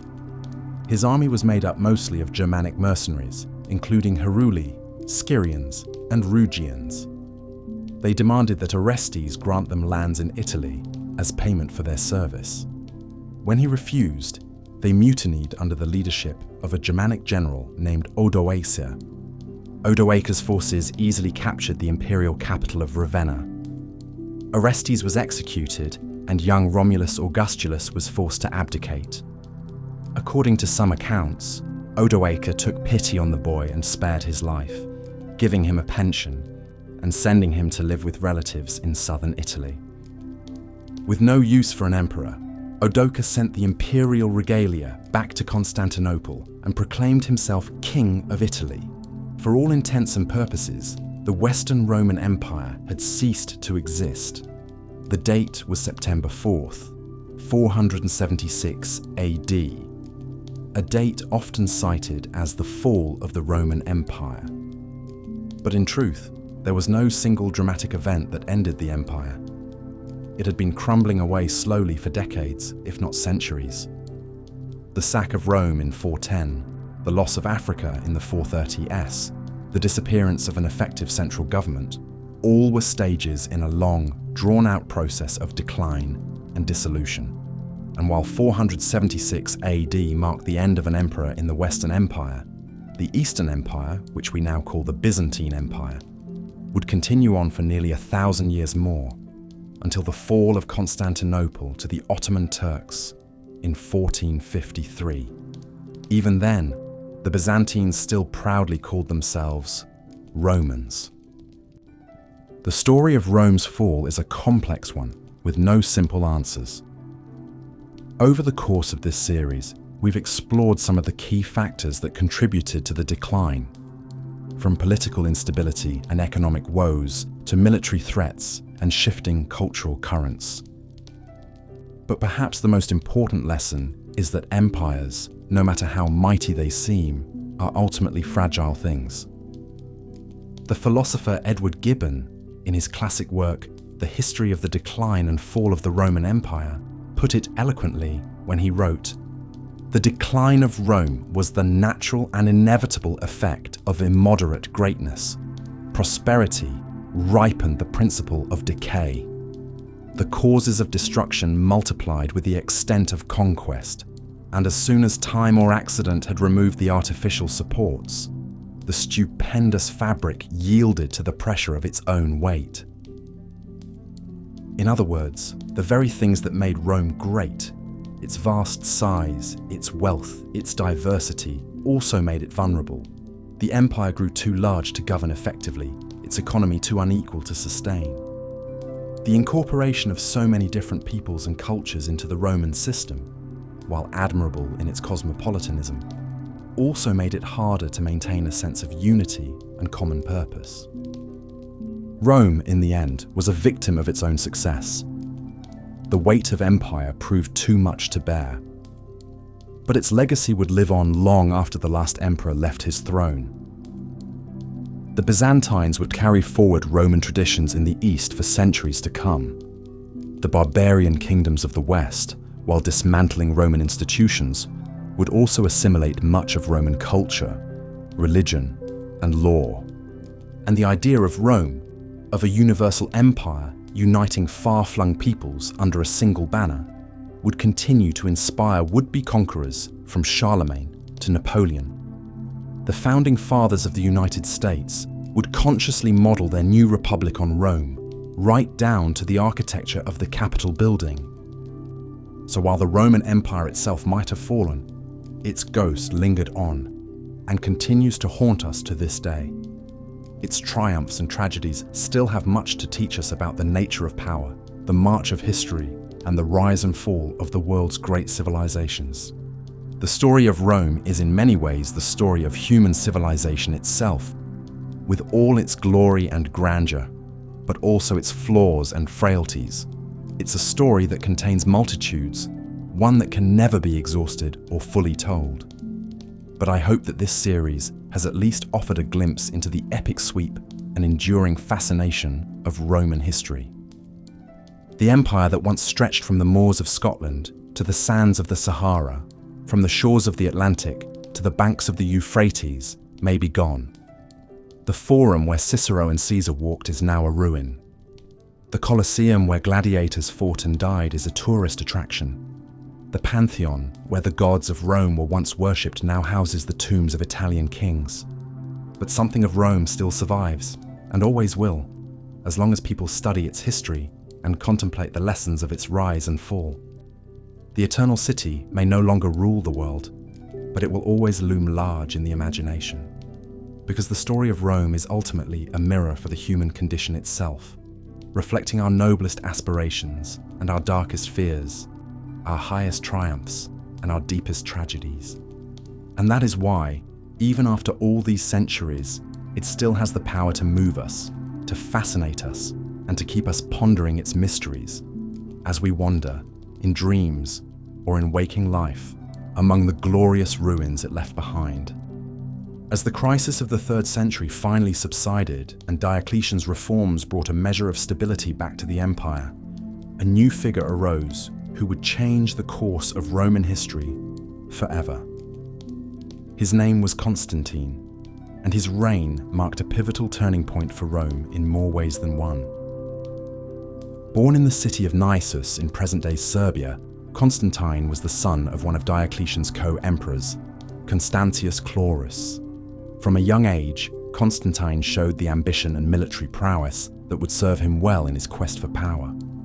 He fought alongside his father in campaigns against the Picts in Britain and quickly rose through the ranks of the army. But it was in the year 312 AD that Constantine's life and the fate of Rome would be forever altered. As he prepared to face off against his rival Maxentius for control of the Western Empire, Constantine reportedly had a divine vision. On the eve of the Battle of Milvian Bridge, just outside Rome, he looked up to the sky and saw a cross of light above the sun, along with the words, "In this sign, conquer." Taking this as a sign from the Christian God, Constantine ordered his troops to paint the symbol of the cross on their shields before marching into battle. Against all odds, Constantine's army emerged victorious, and he rode triumphantly into Rome as the undisputed ruler of the West. But the Battle of Milvian Bridge was just the beginning of Constantine's incredible story. Over the next few years, he would consolidate his power and introduce sweeping changes that would leave a lasting mark on the Roman world. Perhaps his most significant act came in the year 313, when he issued the Edict of Milan. This groundbreaking decree granted religious tolerance throughout the empire and effectively legalized Christianity, which had previously been outlawed and persecuted under Roman rule. The Edict of Milan put an end to centuries of oppression for early Christians and paved the way for the religion's rapid spread in the years to come.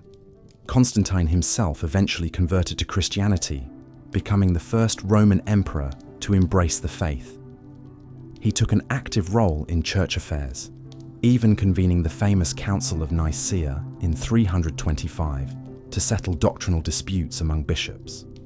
Under Constantine's patronage, magnificent churches began to spring up across the empire, including the iconic Old Saint, Peter's Basilica in Rome. But Constantine's influence extended far beyond religion.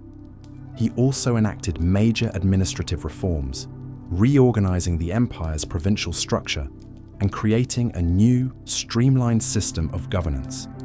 He minted a new gold coin, the solidus, which would remain the standard currency of the Roman world for centuries. Perhaps most famously, in the year 330, Constantine established a new capital for the empire in the ancient Greek city of Byzantium. Renamed Constantinople in his honor, this new Rome would serve as the seat of Roman power in the East for over 1,000 years, long after the fall of the Western Empire. Sadly, Constantine's dream of a united Christian empire would not long survive his death in 337. In a foreshadowing of conflicts to come, his sons fought bitterly over their inheritance, eventually dividing the empire between them.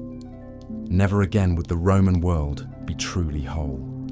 Still, Constantine's legacy loomed large over the centuries that followed. The Christianization of the empire that began under his rule would continue apace, gradually supplanting the old pagan traditions. The city he founded, Constantinople, would endure as a bastion of civilization even as Rome itself crumbled. And the administrative and military reforms he set in motion would shape the course of Roman history for generations. In many ways, the age of Constantine represented the last gasp of a unified Roman Empire. As the 4th century drew to a close, the cracks that had first appeared during the crisis of the 3rd century began to widen into gaping chasms. Barbarian invasions, economic turmoil, and religious strife would soon tear the Roman world apart.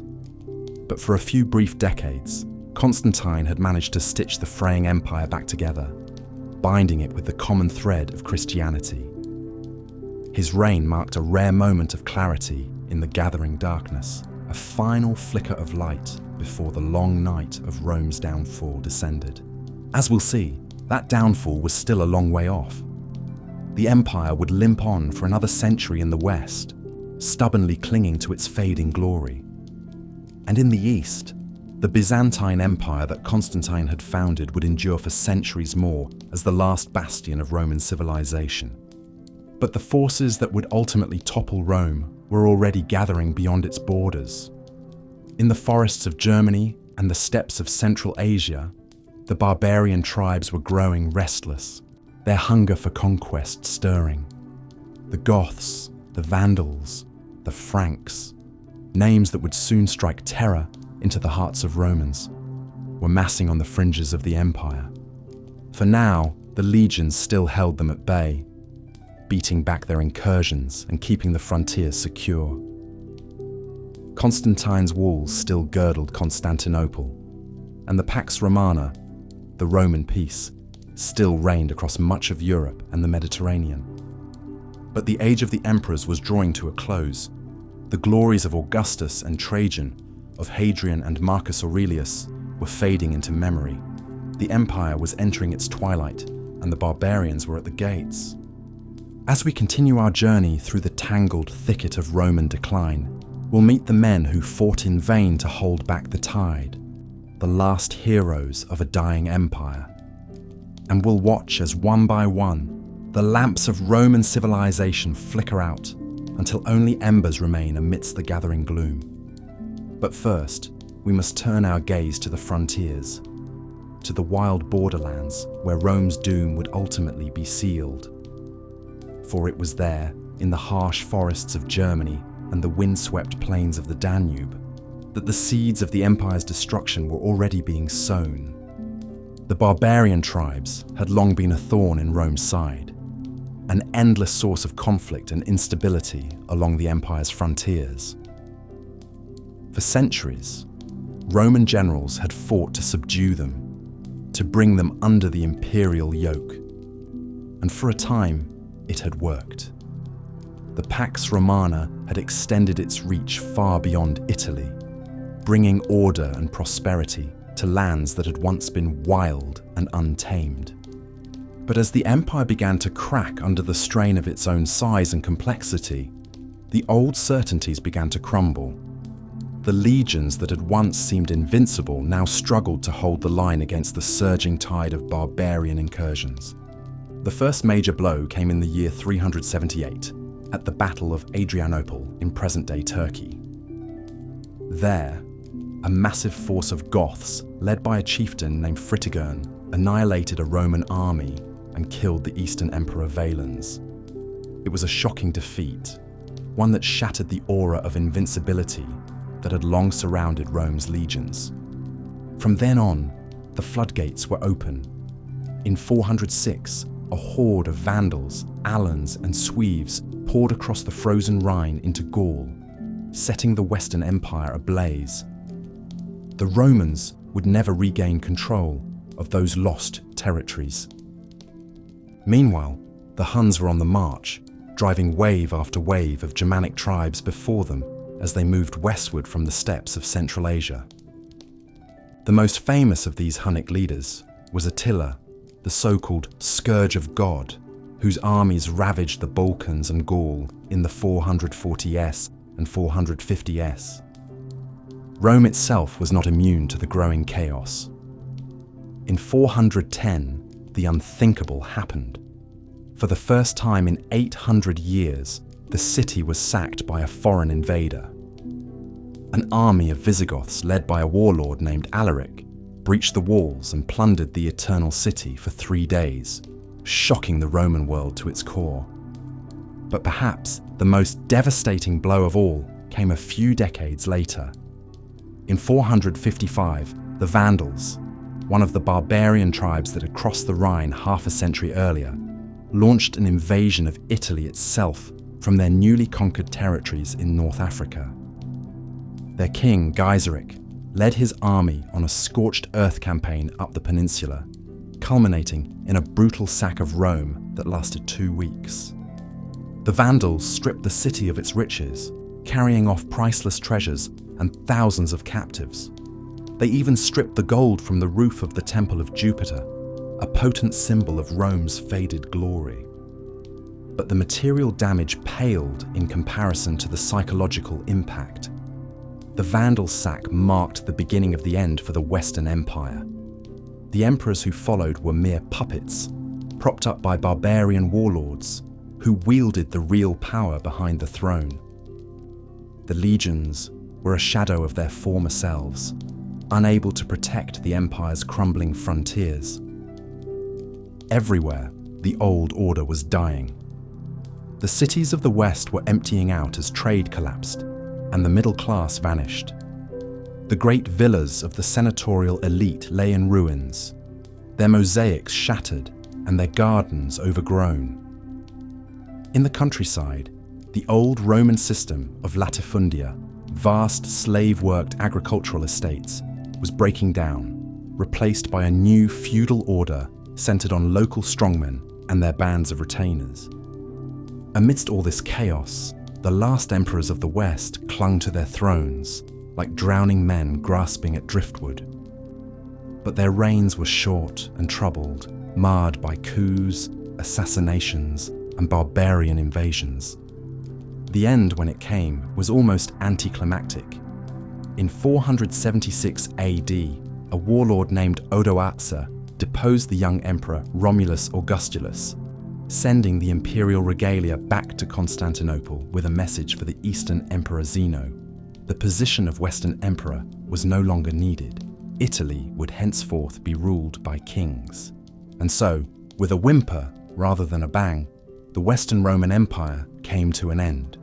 The great civilization that had dominated the Mediterranean world for centuries had finally succumbed to the rot within and the barbarians at the gates. But in the East, the empire that Constantine had founded endured.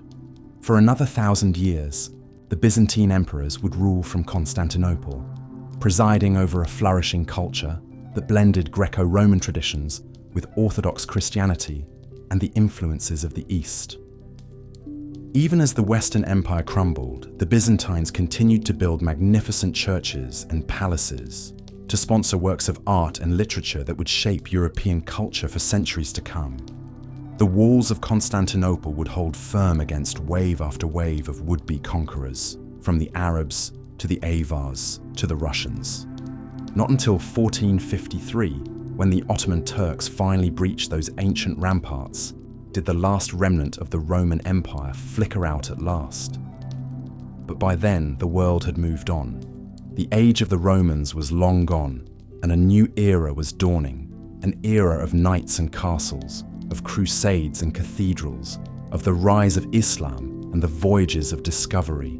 And yet, in the shadow of all that followed, the memory of Rome endured.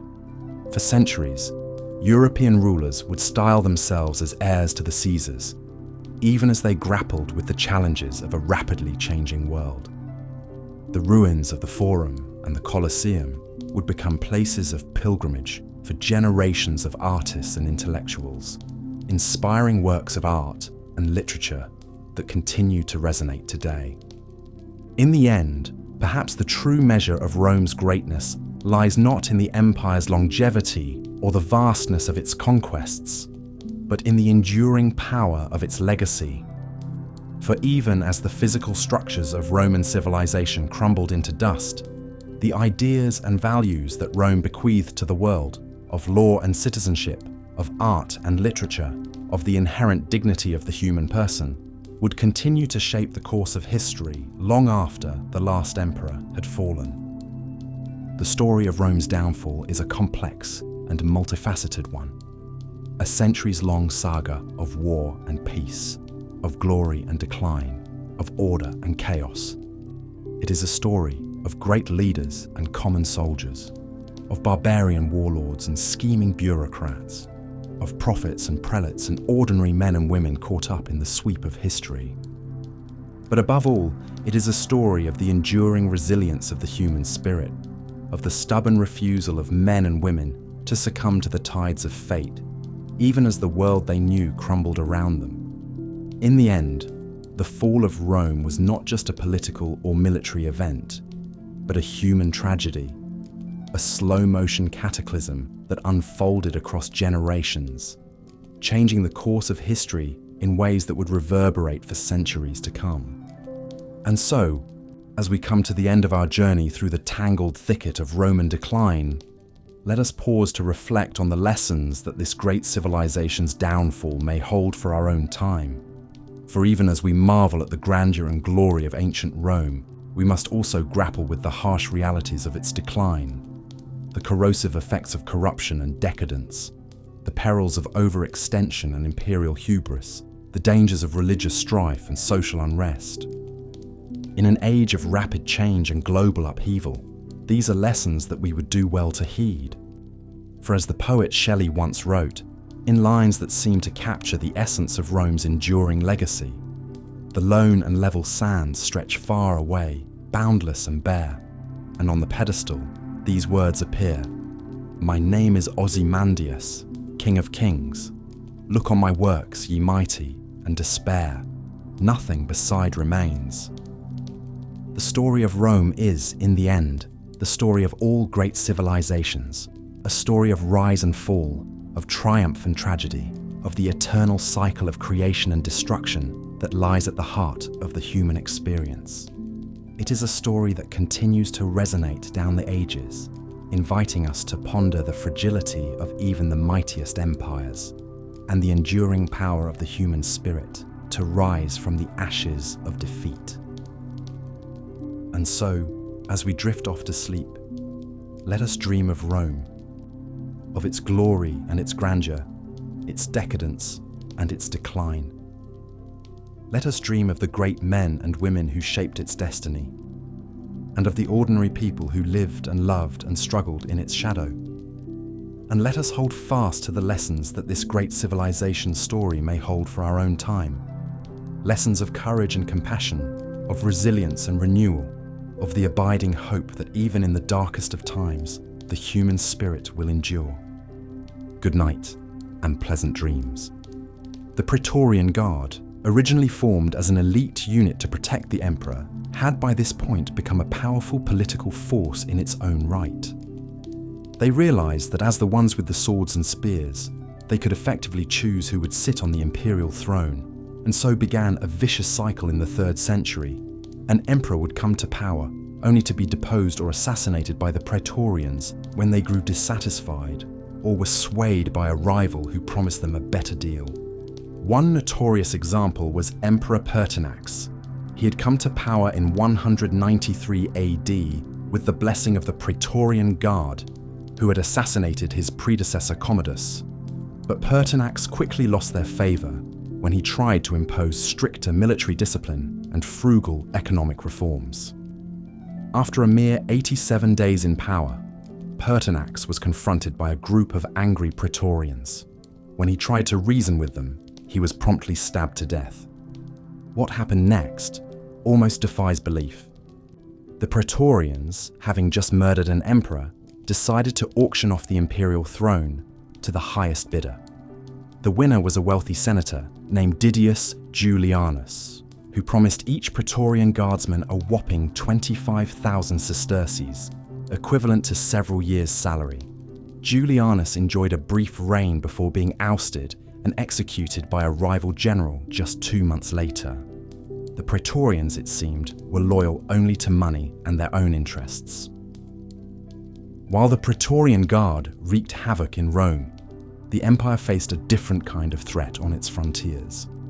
For centuries, skillful diplomacy, strategic alliances, and occasional demonstrations of military might had kept the Germanic tribes at bay. But as the internal chaos of the 3rd century crisis weakened Rome's grip, the barbarians grew more restless and daring in their incursions into imperial territory. The empire had always had an uneasy relationship with the Gothic people, who inhabited the region north of the Danube River. They were first mentioned by name in a lost work by the 3rd century historian Cassius Dio, who wrote of a battle in 238 AD, where the Goths slaughtered a force of Roman soldiers and took many captives. But the most shocking blow came in the year 251, when the Goths defeated and killed the Roman Emperor Decius in the Battle of Abritus. Decius had been campaigning against the Goths, trying to push them back from the Danube frontier, but he fell into a trap set by the Gothic king Neva near the town of Abritus in modern-day Bulgaria. The Roman army was surrounded and massacred in the swampy terrain. Decius and his son were among the fallen, becoming the first Roman emperors to ever be killed in battle against a foreign enemy. It was a psychological blow from which the empire would never fully recover. The invincible aura of Rome had been shattered.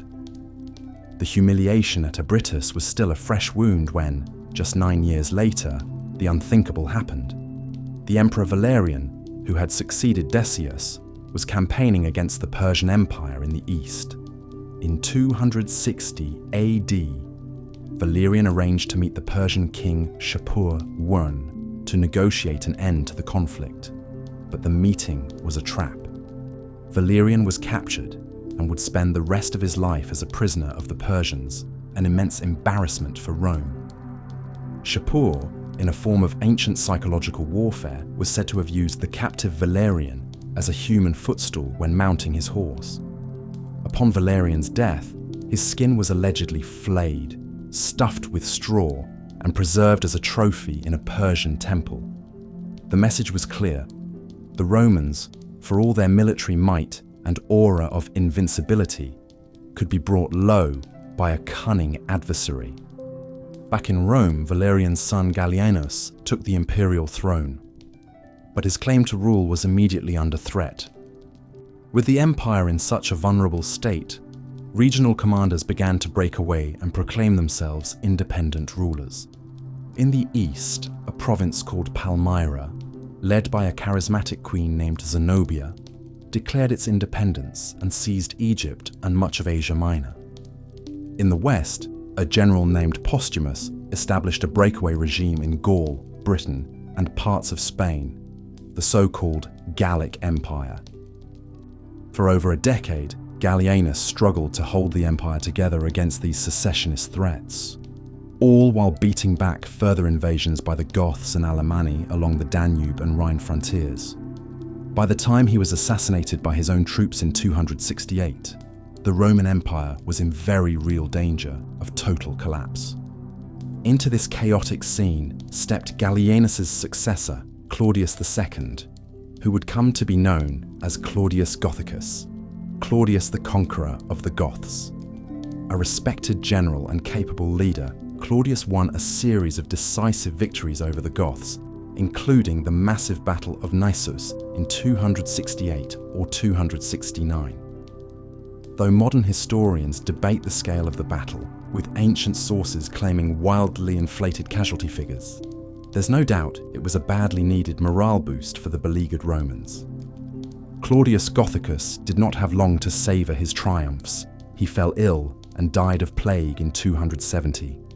But he was succeeded by another great general, Aurelian, who would finally restore some semblance of order to the empire. Aurelian first dealt with the breakaway regions, reconquering Palmyra and its famous queen in 272. Zenobia was captured and brought back to Rome, where she was paraded in golden chains in Aurelian's triumph, an extravagant victory celebration. With Palmyra subdued, Aurelian turned his attention to the Gallic Empire. In a series of battles, he defeated Postumus's successor Tetricus and reunified the western provinces with the rest of the empire. For the first time in over 15 years, the Roman Empire was once again under the rule of a single emperor. Though Aurelian himself soon fell victim to assassination, the fate of so many soldier emperors in this turbulent era, he had pulled the empire back from the brink of destruction and set the stage for a much-needed period of reform and renewal under Emperor Diocletian. The Aurelian walls of Rome stand as a monument to this precarious time. Aurelian recognized that invasions and civil wars were bringing the threat of attack ever closer to the imperial capital itself. Though Rome had long taken pride in not needing fortifications, that age of confidence was over. The 12-mile circuit of walls, with their imposing gates and defensive towers, underscored that even the Eternal City was no longer invincible.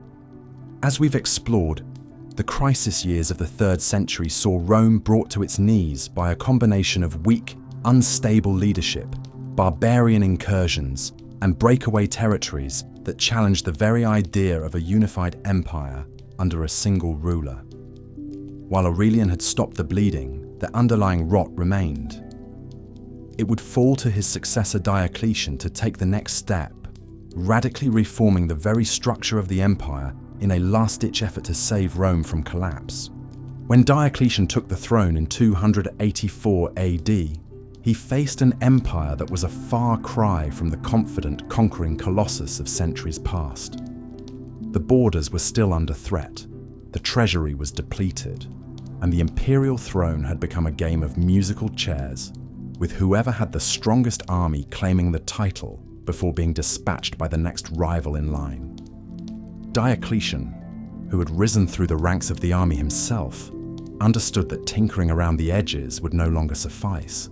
Only a top-to-bottom reform of the imperial system could hope to stave off collapse. At the heart of Diocletian's reforms was the tetrarchy, or rule of 4. He recognized that the empire had simply grown too vast and unwieldy to be effectively governed by a single emperor. His solution was to divide power between 4 co-emperors, 2 senior Augusti and 2 junior Caesars, each responsible for a quarter of the empire. When an Augustus died or retired, his Caesar would be promoted to take his place, and a new Caesar would be appointed. It was, in theory, an orderly system of succession that would put an end to the cycle of civil wars. To further improve efficiency, Diocletian vastly expanded the bureaucracy, creating a complex hierarchy of provincial governors, vicars, and praetorian prefects to manage the day-to-day business of the empire. The number of provinces was nearly doubled, from 48 to 85, to make administration more manageable. Diocletian also sought to address the empire's economic woes with his edict on maximum prices in 301 AD, an attempt to curb rampant inflation by setting price ceilings on goods and services. While well-intentioned, the edict was ultimately unsuccessful and difficult to enforce, but perhaps most significantly, Diocletian saw the spread of Christianity as a threat to imperial stability. In 303 AD, he issued a series of edicts ordering the destruction of churches, the burning of scriptures, and the imprisonment of clergy. Christians were barred from holding public office and could be compelled to make sacrifices to the Roman gods or face execution. It was the most severe persecution Christians had yet faced in the empire. Many met a martyr's fate in the arenas, including St. George, now immortalized as the patron saint of England. Despite the persecutions, Christianity continued to spread, and Diocletian's efforts to stamp it out would ultimately prove futile. In 305 AD, at the age of 60, Diocletian made the surprising decision to retire, becoming the first Roman emperor to voluntarily abdicate the throne. He retreated to his lavish palace on the Dalmatian coast, where he was said to have spent his days gardening. When asked to return to power a few years later, he reportedly replied, "If you could show the cabbage that I planted with my own hands to your emperor, he definitely wouldn't dare suggest that I replace the peace and happiness of this place with the storms of a never-satisfied greed." But Diocletian's dream of a peaceful retirement was not to be. Without his firm hand at the helm, the tetrarchy he had created quickly began to unravel. The Augusti and Caesars jockeyed for position, each seeking to become the sole ruler of the empire. The result was another round of civil wars, as rival claimants battled for supremacy. In the end, it was an ambitious young general named Constantine who would emerge victorious and take the empire in a radical new direction. The rise of Constantine marked a true turning point in Roman history. His reign saw the empire's official embrace of Christianity, the foundation of a new capital in the east, and a further centralization of imperial power. But to understand Constantine's impact, we must first delve into the story of his unlikely rise from obscure soldier to emperor of the Romans. Constantine was born around the year 272 AD in the city of Naissus, in what is now Serbia. His father Constantius was an officer in the Roman army who would eventually rise to the rank of Augustus under Diocletian's tetrarchy. Constantine's mother Helena was of humble birth, and there were even rumors that she had worked in a tavern. But Constantine's parentage would prove less important than his own ambition and military skill. As a young man, Constantine served as a soldier in the court of Diocletian in the Eastern Empire. He quickly made a name for himself as a brave and capable warrior. When Diocletian abdicated in 305 AD, Constantine's father Constantius became Augustus of the Western Empire. Constantine, now in his early 30s, expected to be named as his father's Caesar, but he was passed over in favor of a man named Severus. Disappointed but undeterred, Constantine bided his time. When his father fell ill and died in Britain in 306 AD, Constantine was at his side. The army immediately proclaimed Constantine as Augustus, but this was not recognized by Galerius, the senior Augustus in the east. Galerius instead named Severus as Western Augustus and Constantine as Caesar. It was a tense situation, with multiple claimants vying for power. The next few years were a complex web of alliances, betrayals, and battles as Constantine maneuvered to secure his position. He formed an alliance with Maxentius, the son of Maximian, a former Augustus who had been forced to abdicate along with Diocletian. Together, they defeated and killed Severus. But the alliance soon soured, and Constantine and Maxentius became bitter rivals.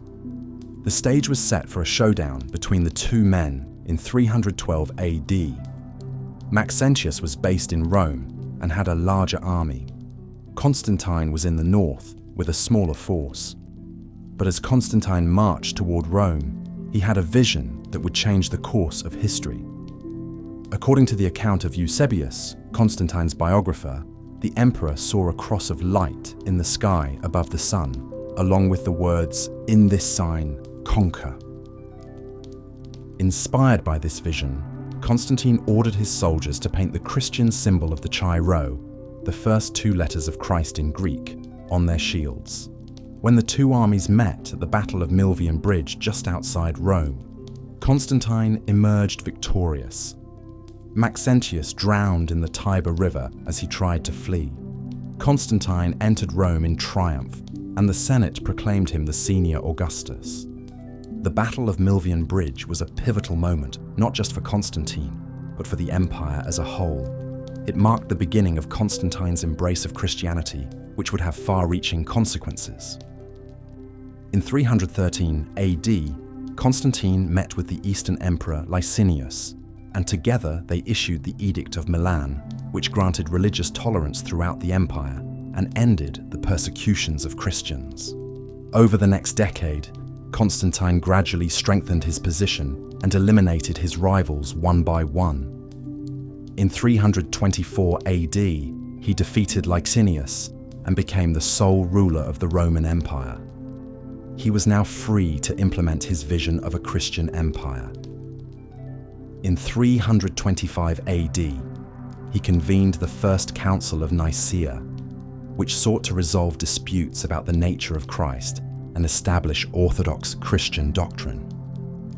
But perhaps Constantine's most lasting legacy was the foundation of a new capital in the East. He chose the ancient Greek city of Byzantium, strategically located on the Bosphorus Strait. Over the next 6 years, the city was dramatically rebuilt and expanded. Walls were strengthened, brand new public buildings and churches were erected, and the city was filled with works of art from across the empire. In 330 AD, in an elaborate ceremony, the city was officially dedicated as Constantinople, the new Rome. The foundation of Constantinople was a recognition that the empire's center of gravity was shifting eastward. Rome would remain a ceremonial capital, but Constantinople would be the new seat of imperial power. It was a bold move, one that looked toward the empire's future rather than its past. When Constantine died in 337 AD, he was the first emperor to be baptized on his deathbed. He left behind an empire that was very different from the one he had inherited. Christianity was now the favored religion. The imperial capital had moved east, and power was more centralized than ever in the hands of the emperor. But he also left behind a problem. He had failed to create a clear plan for succession. Constantine's death sparked yet another round of civil wars, as his sons and nephews fought for control of the empire. The unified empire that Constantine had built would not last long beyond his death. In 395 AD, less than 60 years after Constantine's passing, the empire would officially split into eastern and western halves, never to be reunited. As we move into the twilight years of the Western Empire, we find an entity that is a mere shadow of its former self. Ravaged by invasions, drained by constant warfare and infighting, the once mighty Roman Empire in the West was now in a state of irreversible decline. The world of the 5th century was one where the empire was no longer the dominant force it had once been. Instead, it was struggling for survival in a sea of barbarian kingdoms. At the dawn of the 5th century, the Visigoths, a branch of the Gothic people, were on the move. They had been pushed westward by the Huns, a fierce nomadic people from Central Asia, and were now pressing on the empire's Danubian frontier. In 401 AD, under their king Alaric, the Visigoths invaded Italy itself. The Western Emperor Honorius, safe behind the marshes and walls of Ravenna, could do little to stop them. For the next decade, Alaric and his Visigoths ranged across the Balkans and Italy, alternately fighting against and serving in the Roman army as so-called foederati, or allies. The line between invader and mercenary had become blurred. In 408 AD, with the empire distracted by internal power struggles, Alaric saw his chance. He led his army to the gates of Rome and besieged the city. Rome had not been besieged by a foreign army for centuries. The shock and terror of the citizens must have been unimaginable. The once unassailable capital, the heart of a mighty empire, was now at the mercy of a barbarian king. After months of blockade and negotiation, Alaric lifted the siege in exchange for a massive payment in gold and silver. But it was only a temporary reprieve. In 410 AD, after further political intrigues and broken promises by the Romans, Alaric's patience ran out. This time, when he marched on Rome, he took the city by force. For 3 days, the age of Constantine marked a major turning point in Roman history. Constantine's rise to power came after a period of great turmoil and civil war that had torn the empire apart. Born in the province of Moesia to a military officer father, Constantine was well positioned for a life of imperial service.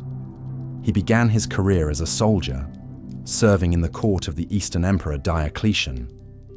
But Constantine was ambitious, and he soon set his sights on greater things. In the year 312, Constantine marched on Rome itself to challenge his rival Maxentius. On the eve of the decisive battle at Milvian Bridge, Constantine reportedly had a vision. As the story goes, he saw a cross of light in the sky above the sun, along with the words, "In this sign, conquer." Inspired by this divine message, Constantine ordered his soldiers to mark their shields with the Christian symbol of the 𝐲𝐬, the first two letters of Christ's name in Greek. Constantine's army was victorious that day, and he credited the Christian god for his triumph. This marked the beginning of Constantine's support for Christianity, a faith that had long been persecuted in the Roman Empire. In 313, just a year after the Battle of Milvian Bridge, Constantine met with his eastern counterpart Licinius, and together they issued the Edict of Milan. This groundbreaking proclamation granted religious tolerance throughout the empire and legalized Christianity for the first time. But Constantine's embrace of Christianity was about more than just personal belief. It was also a shrewd political move. By aligning himself with this growing religion, Constantine could unify the fracturing empire under a new banner of faith. He began to funnel state resources into the construction of churches and granted Christians privileged positions in the government and military. At the same time, pagan temples saw their funding cut and their influence gradually wane.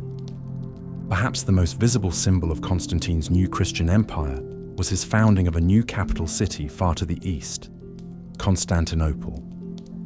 Situated on the Bosporus Strait, this new Rome was to be a grand monument to Constantine's power and a beacon of Christian glory.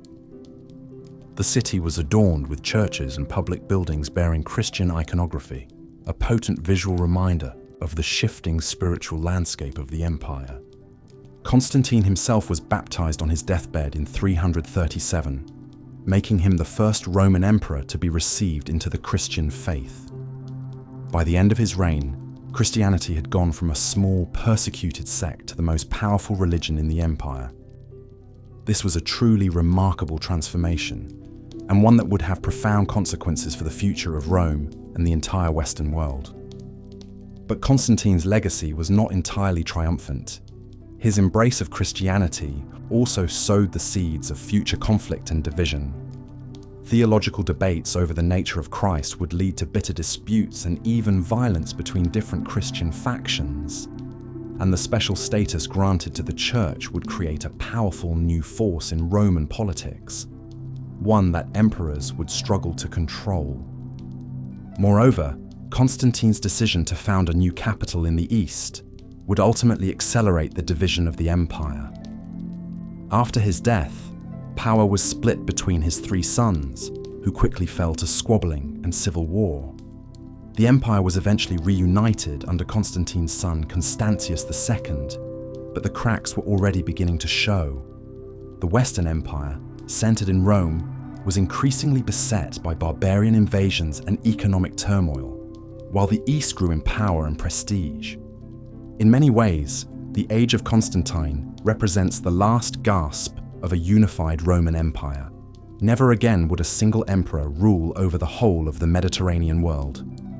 The center of gravity was shifting inexorably eastward, and the old gods of Rome were slowly giving way to the new god of the Christians. It was a time of great change and upheaval, as the ancient world order crumbled and a new one struggled to be born. As we've seen, the decline of Rome was not due to any single cause, but rather to a complex interplay of factors: political, military, economic, and religious. The empire had been slowly weakening for centuries, its foundations eroded by corruption, internal strife, and external threats. But in the 4th century, these pressures would come to a head, setting the stage for the final act in the grand drama of Roman history. In our next chapter, we'll see how the barbarian tribes that had long menaced Rome's borders would finally break through, unleashing a tide of destruction that would sweep away the last vestiges of the Western Empire.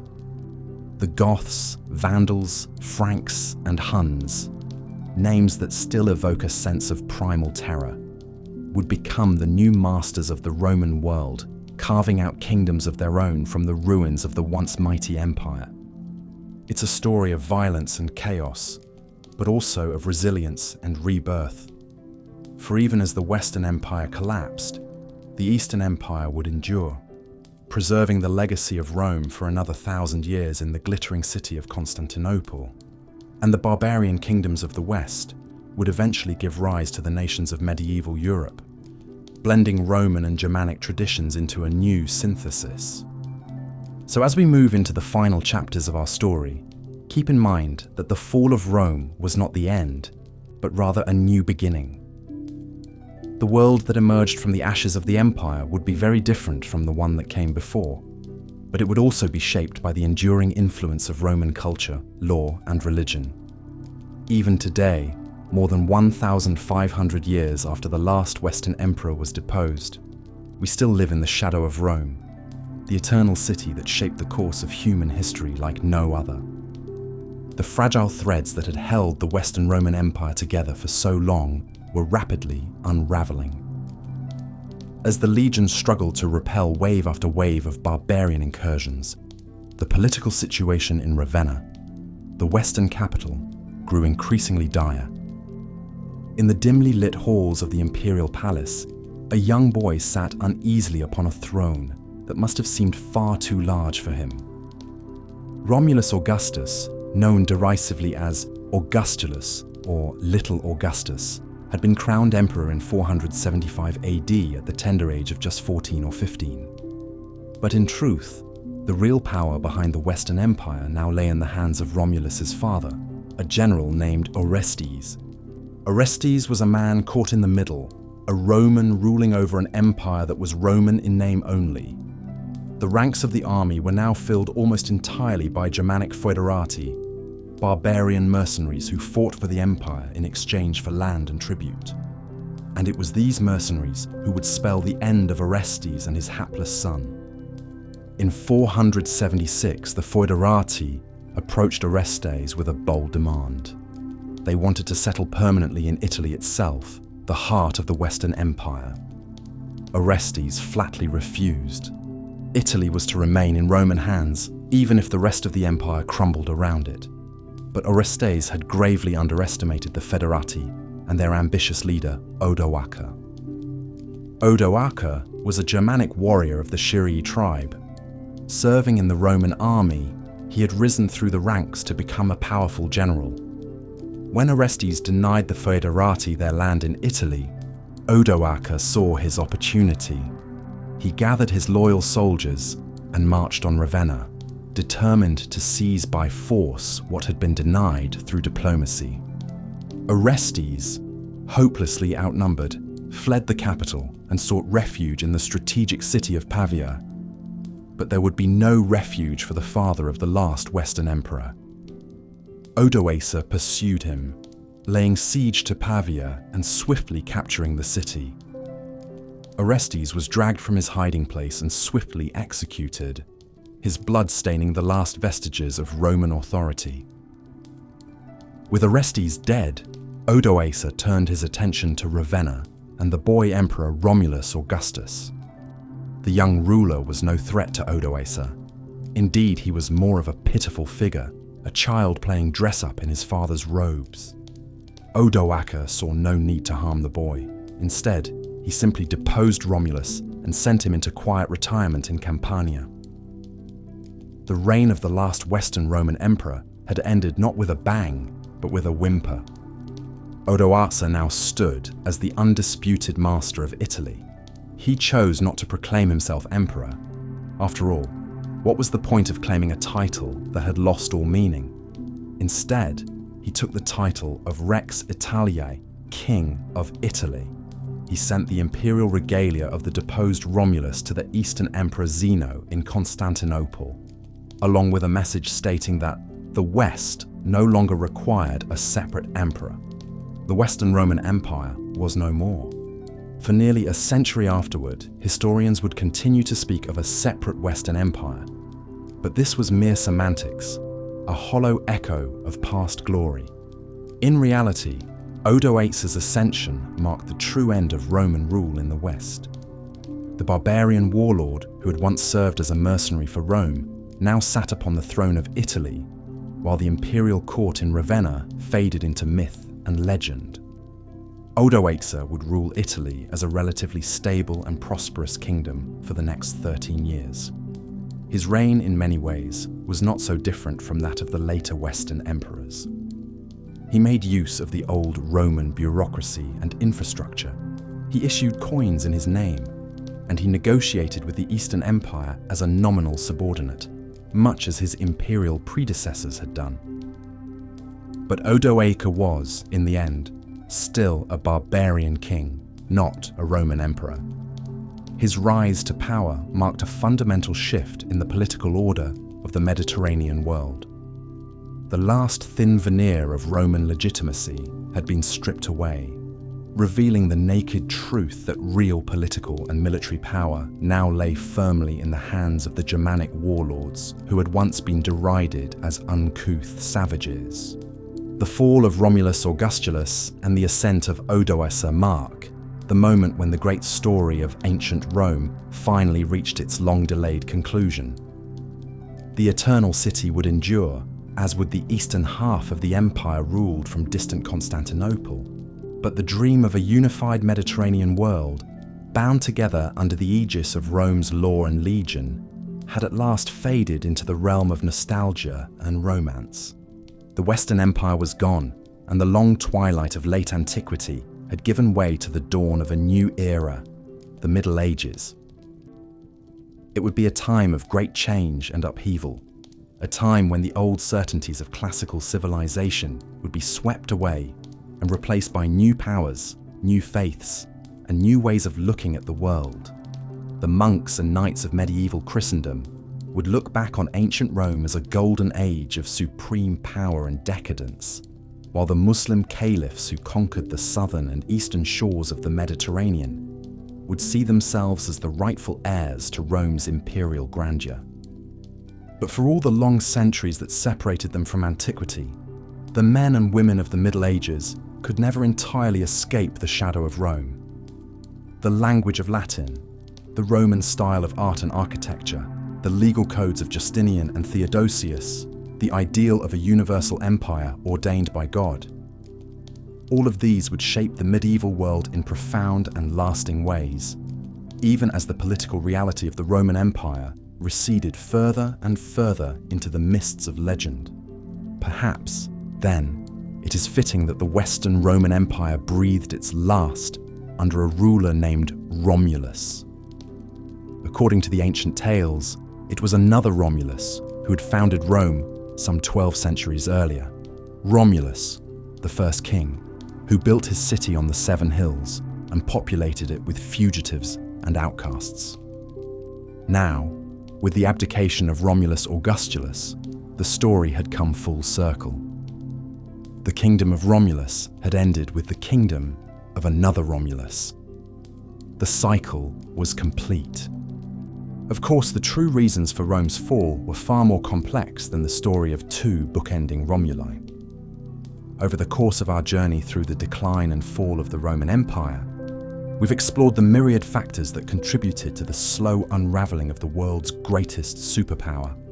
Economic instability, political corruption, religious upheaval, barbarian invasions, all played their part in bringing the mighty Colossus of Rome to its knees. But in the end, perhaps the most important lesson we can take from Rome's decline is a simple one: that no empire, no matter how grand or long-lived, can last forever. Every great power must someday face its own inevitable twilight. This is the fundamental truth that connects the fall of Rome to the rise and fall of so many other imperial powers throughout history. From the ancient empires of Persia and China to the colonial powers of the early modern period, from the British Empire at its Victorian zenith to the United States in the 21st century, the same underlying patterns can be seen time and time again. Prosperity breeds complacency, power breeds corruption, expansion breeds overreach. The mightiest empires may take centuries to fall, but fall they always do. The end of Roman power in the West was a pivotal turning point in the grand sweep of human history. It marked the boundary between the classical and medieval periods, the hinge that connected the world of Caesar and Cicero to the world of Charlemagne and William the Conqueror. The centuries that followed Rome's fall would see wrenching changes in every aspect of Western culture, from art and architecture to religion and politics to language and literature. Yet the eternal city itself would endure, rising from its early medieval nadir to once again become a center of power and culture.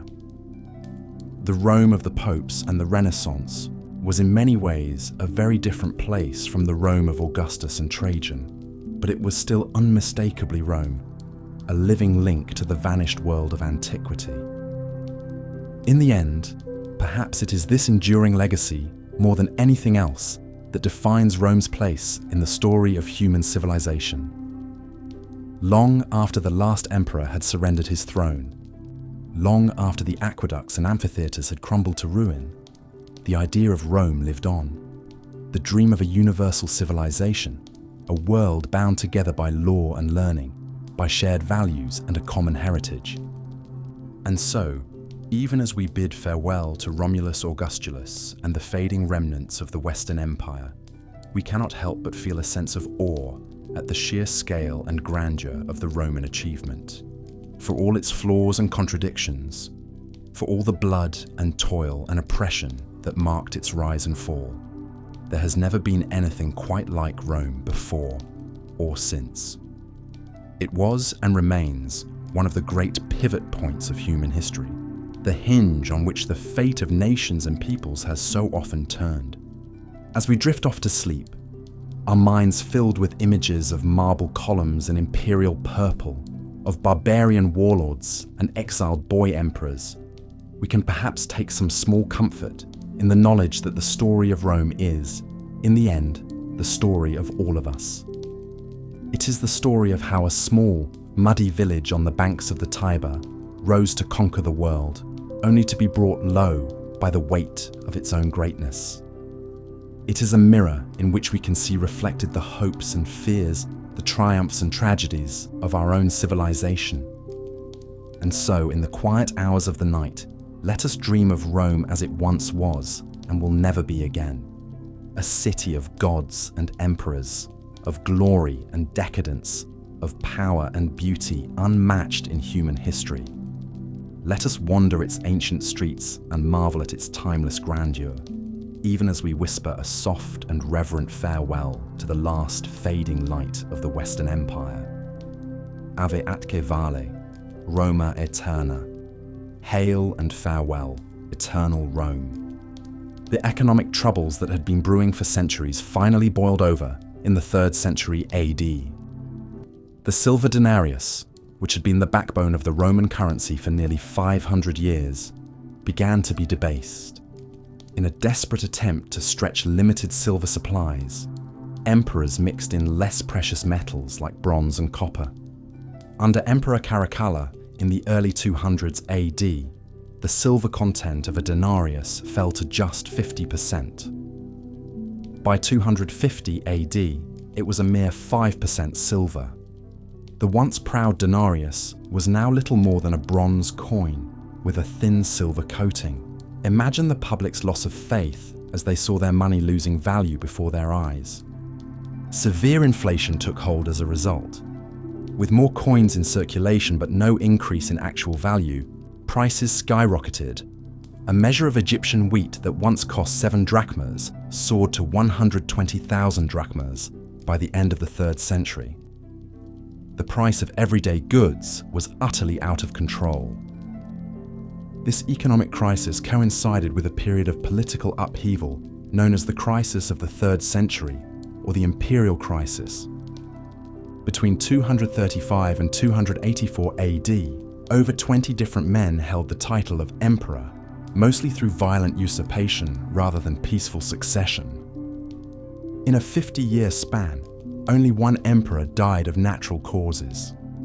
The rest met their ends through assassination, suicide, or death in battle. The average reign lasted just 2 to 3 years. In 238 AD, a shocking 6 emperors came and went in a single chaotic year.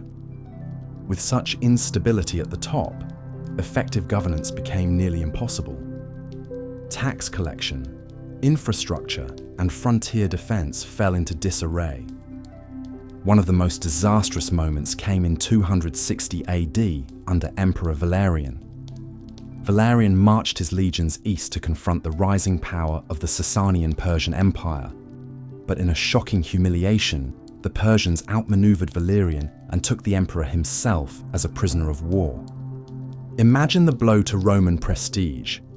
Their emperor, the mighty ruler who was supposed to be a living god, was now a captive in Persia, never to return. Some accounts even claim that upon Valerian's death, the Persian king Shapur I used the emperor's body as a footstool and his preserved skin as a trophy. How far the glory of Rome had fallen.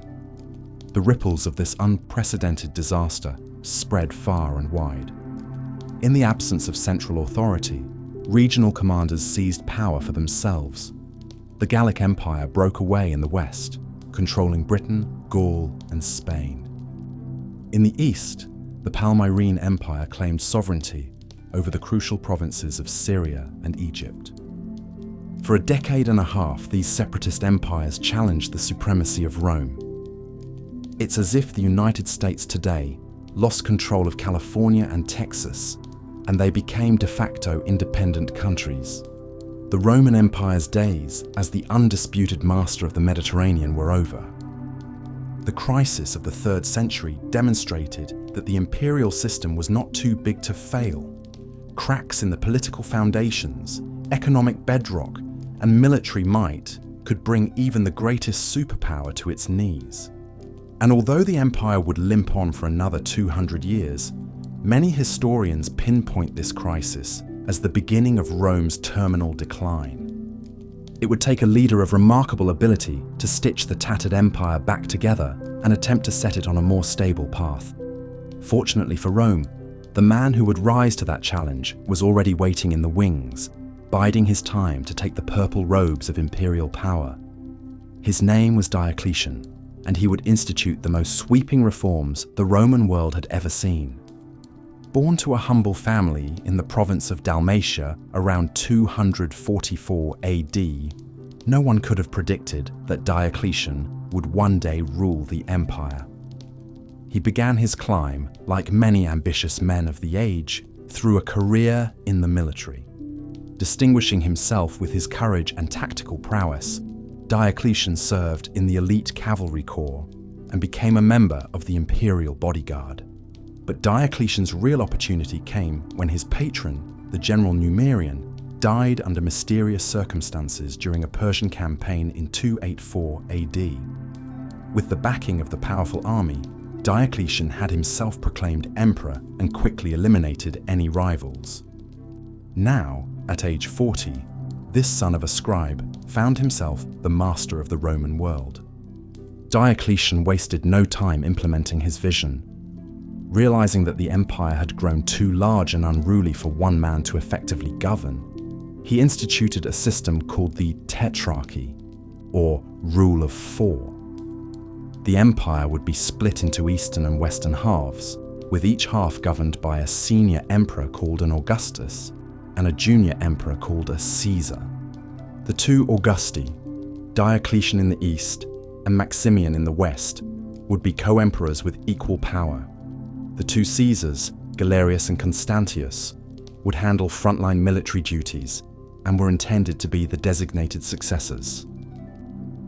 When the Augusti retired or died, the Caesars would be promoted to Augusti and appoint new Caesars beneath them. It was an orderly system of power sharing and succession, meant to prevent the destructive civil wars and power struggles of the past. To further improve administrative efficiency, Diocletian doubled the number of provinces from 50 to almost 100 and grouped them into 12 dioceses governed by vicars. This created a more layered bureaucracy that, while perhaps slowing down decision-making, also allowed the imperial government to extend its reach into local matters more than ever before. Diocletian also sought to address the severe economic problems plaguing the empire. To tame the rampant inflation, he issued his famous edict on maximum prices in 301 AD. This edict set price ceilings for over 1,000 goods and services, from a pound of ivory or a lawyer's fee to a bag of dates or a bunch of lettuce. Violating these price controls was punishable by death. But like many attempts at top-down price setting throughout history, the edict backfired spectacularly. Merchants simply refused to sell their goods at the artificially low prices, leading to widespread shortages. A thriving black market emerged to circumvent the controls. In the end, the edict on maximum prices proved unenforceable and was largely ignored after Diocletian's reign. Perhaps the most infamous aspect of Diocletian's rule was his zealous persecution of Christians. Unlike the localized and sporadic persecutions of the past, Diocletian initiated an empire-wide effort to suppress Christianity, which he saw as a dangerous threat to traditional Roman religion and values. In 303 AD, Diocletian ordered the destruction of all Christian scriptures and places of worship. Christians were stripped of their rights and barred from government offices. The next year, all inhabitants of the empire were required to publicly sacrifice to the Roman gods or face imprisonment, torture, and execution. Harrowing stories emerged of Christians being thrown to wild beasts in the arena, burned alive, or worked to death in mines and quarries. The scale and ferocity of the Great Persecution was unprecedented. But far from stamping out this upstart religion, Diocletian's efforts only hardened Christian resolve and earned the Church a new generation of martyr heroes. In a bitter irony, just a few years later, Christianity would become the favoured faith of the empire under Constantine the Great. Diocletian's 20-year reign came to a close with his voluntary abdication in 305 AD, making him the first Roman emperor to ever retire from office. He retreated to his massive fortified palace in his native Dalmatia and took up gardening in his retirement years, far from the intrigues of imperial power. The tetrarchy he had so carefully designed soon unraveled without him. The orderly succession plan fell apart as the various co-emperors schemed and battled against each other. It appeared Diocletian's work had been in vain, and the empire was doomed to fall back into chaos and civil war. But even if the tetrarchy was ultimately unsuccessful, Diocletian had undoubtedly pulled the empire back from the brink and bought it precious time. His military victories had secured the frontiers. His administrative reforms had restored some measure of central control, and even his failed economic policies demonstrated an emperor who was willing to take bold action to solve the empire's problems. Most importantly, Diocletian had reimagined what the role of the emperor could be. No longer just a first citizen bound by the precedents of the past, the emperor was now an absolute monarch, unquestioned in his authority, decked in imperial purple and adorned with a jeweled diadem. His person was sacred, his every pronouncement the word of law. This model of sacred, absolutist kingship would endure and spread far beyond Rome, becoming the dominant template for monarchy in Europe and the Mediterranean world for well over 1,000 years. In this sense, even as the empire he governed crumbled away, Diocletian cast a long shadow over the future of rulership. But for all his accomplishments, Diocletian's reign also marked a point of no return for the troubled empire. The days of expansion and splendor were gone. The crisis had been staved off for a time, but the cracks in the foundation could no longer be ignored. An empire that had once seemed eternal was entering its twilight years. The sun was setting on the old Rome of marble temples and triumphal processions. But as that light faded, a new Rome was rising in the east, one that would carry on the legacy of empire in a Christian guise. At the dawn of the 4th century, the stage was set for the rise of Constantinople and the birth of the Byzantine Empire. All it needed was a visionary emperor to lead the way. As the Western Roman Empire breathed its last, the world shifted on its axis. The grand empire that once stretched from the mists of Britannia to the sands of Syria, the civilization that gave us the Colosseum, the aqueducts, and the Pax Romana was no more. In its place, a patchwork of kingdoms vied for power, each eager to claim a piece of Rome's legacy. But what of the Eastern Empire, the other half of Rome's once mighty dominion? From his glittering capital of Constantinople, the Emperor Zeno looked warily westward. The East had weathered the storm far better than its counterpart. The Huns and Goths had battered at the gates, but the walls of Constantinople held firm. The imperial bureaucracy, the economy, the military, all remained intact. Yet Zeno knew he sat on a precarious throne. The Eastern Empire may have endured, but it was forever altered. Gone were the days when Roman legions marched out to expand the empire's frontiers. Now, the task was to defend what remained. The Eastern emperors increasingly looked inward, focusing on palace intrigues and religious debates, while the world outside shifted and changed. In many ways, the Eastern Empire was a different beast than the one founded by Augustus so many centuries before. Greek, not Latin, was the lingua franca. The imperial cult faded as Christianity rose to dominance. The once proud Senate was reduced to a rubber stamp, but still, the people clung to their Roman identity. They called themselves Romaioi, the Romans, even as the centuries slipped by and the empire of old retreated into memory. For over 1,000 years, the Eastern Empire, the Byzantine Empire, as historians would come to call it, endured. It was a journey filled with triumphs and tragedies, golden ages and great catastrophes. In the reign of Justinian the Great, the empire recaptured a portion of its lost western glory, from the steppes of Ukraine to the coast of Tunisia.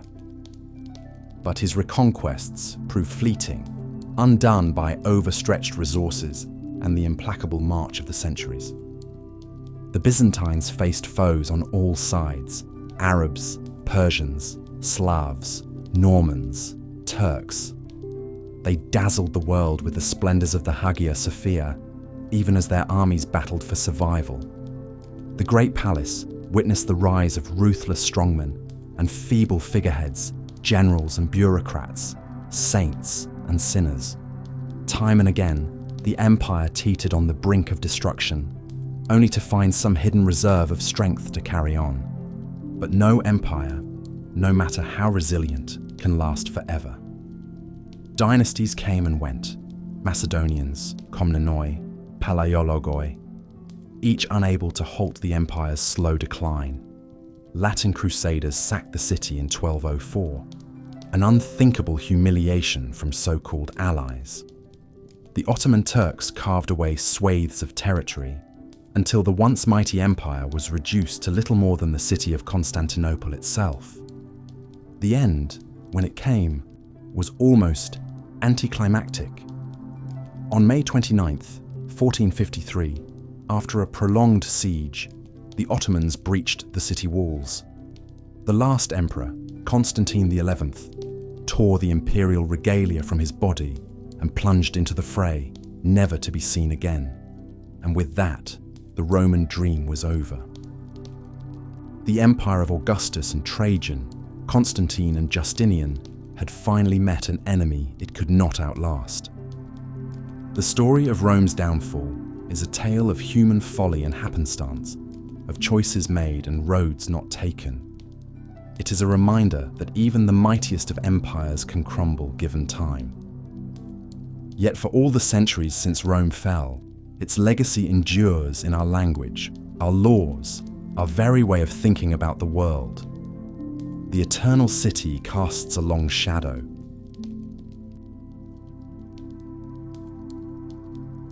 And now, the story ends. Thank you for joining me tonight on the Sleepy History Channel. We've traversed the long and winding path that led to the downfall of Rome, witnessing how even the mightiest empire slowly faded with time. Until our next journey together, rest well, dream sweetly, and remember, nothing built by human hands is truly eternal, yet the echoes of the past continue to shape the world we live in. Good night.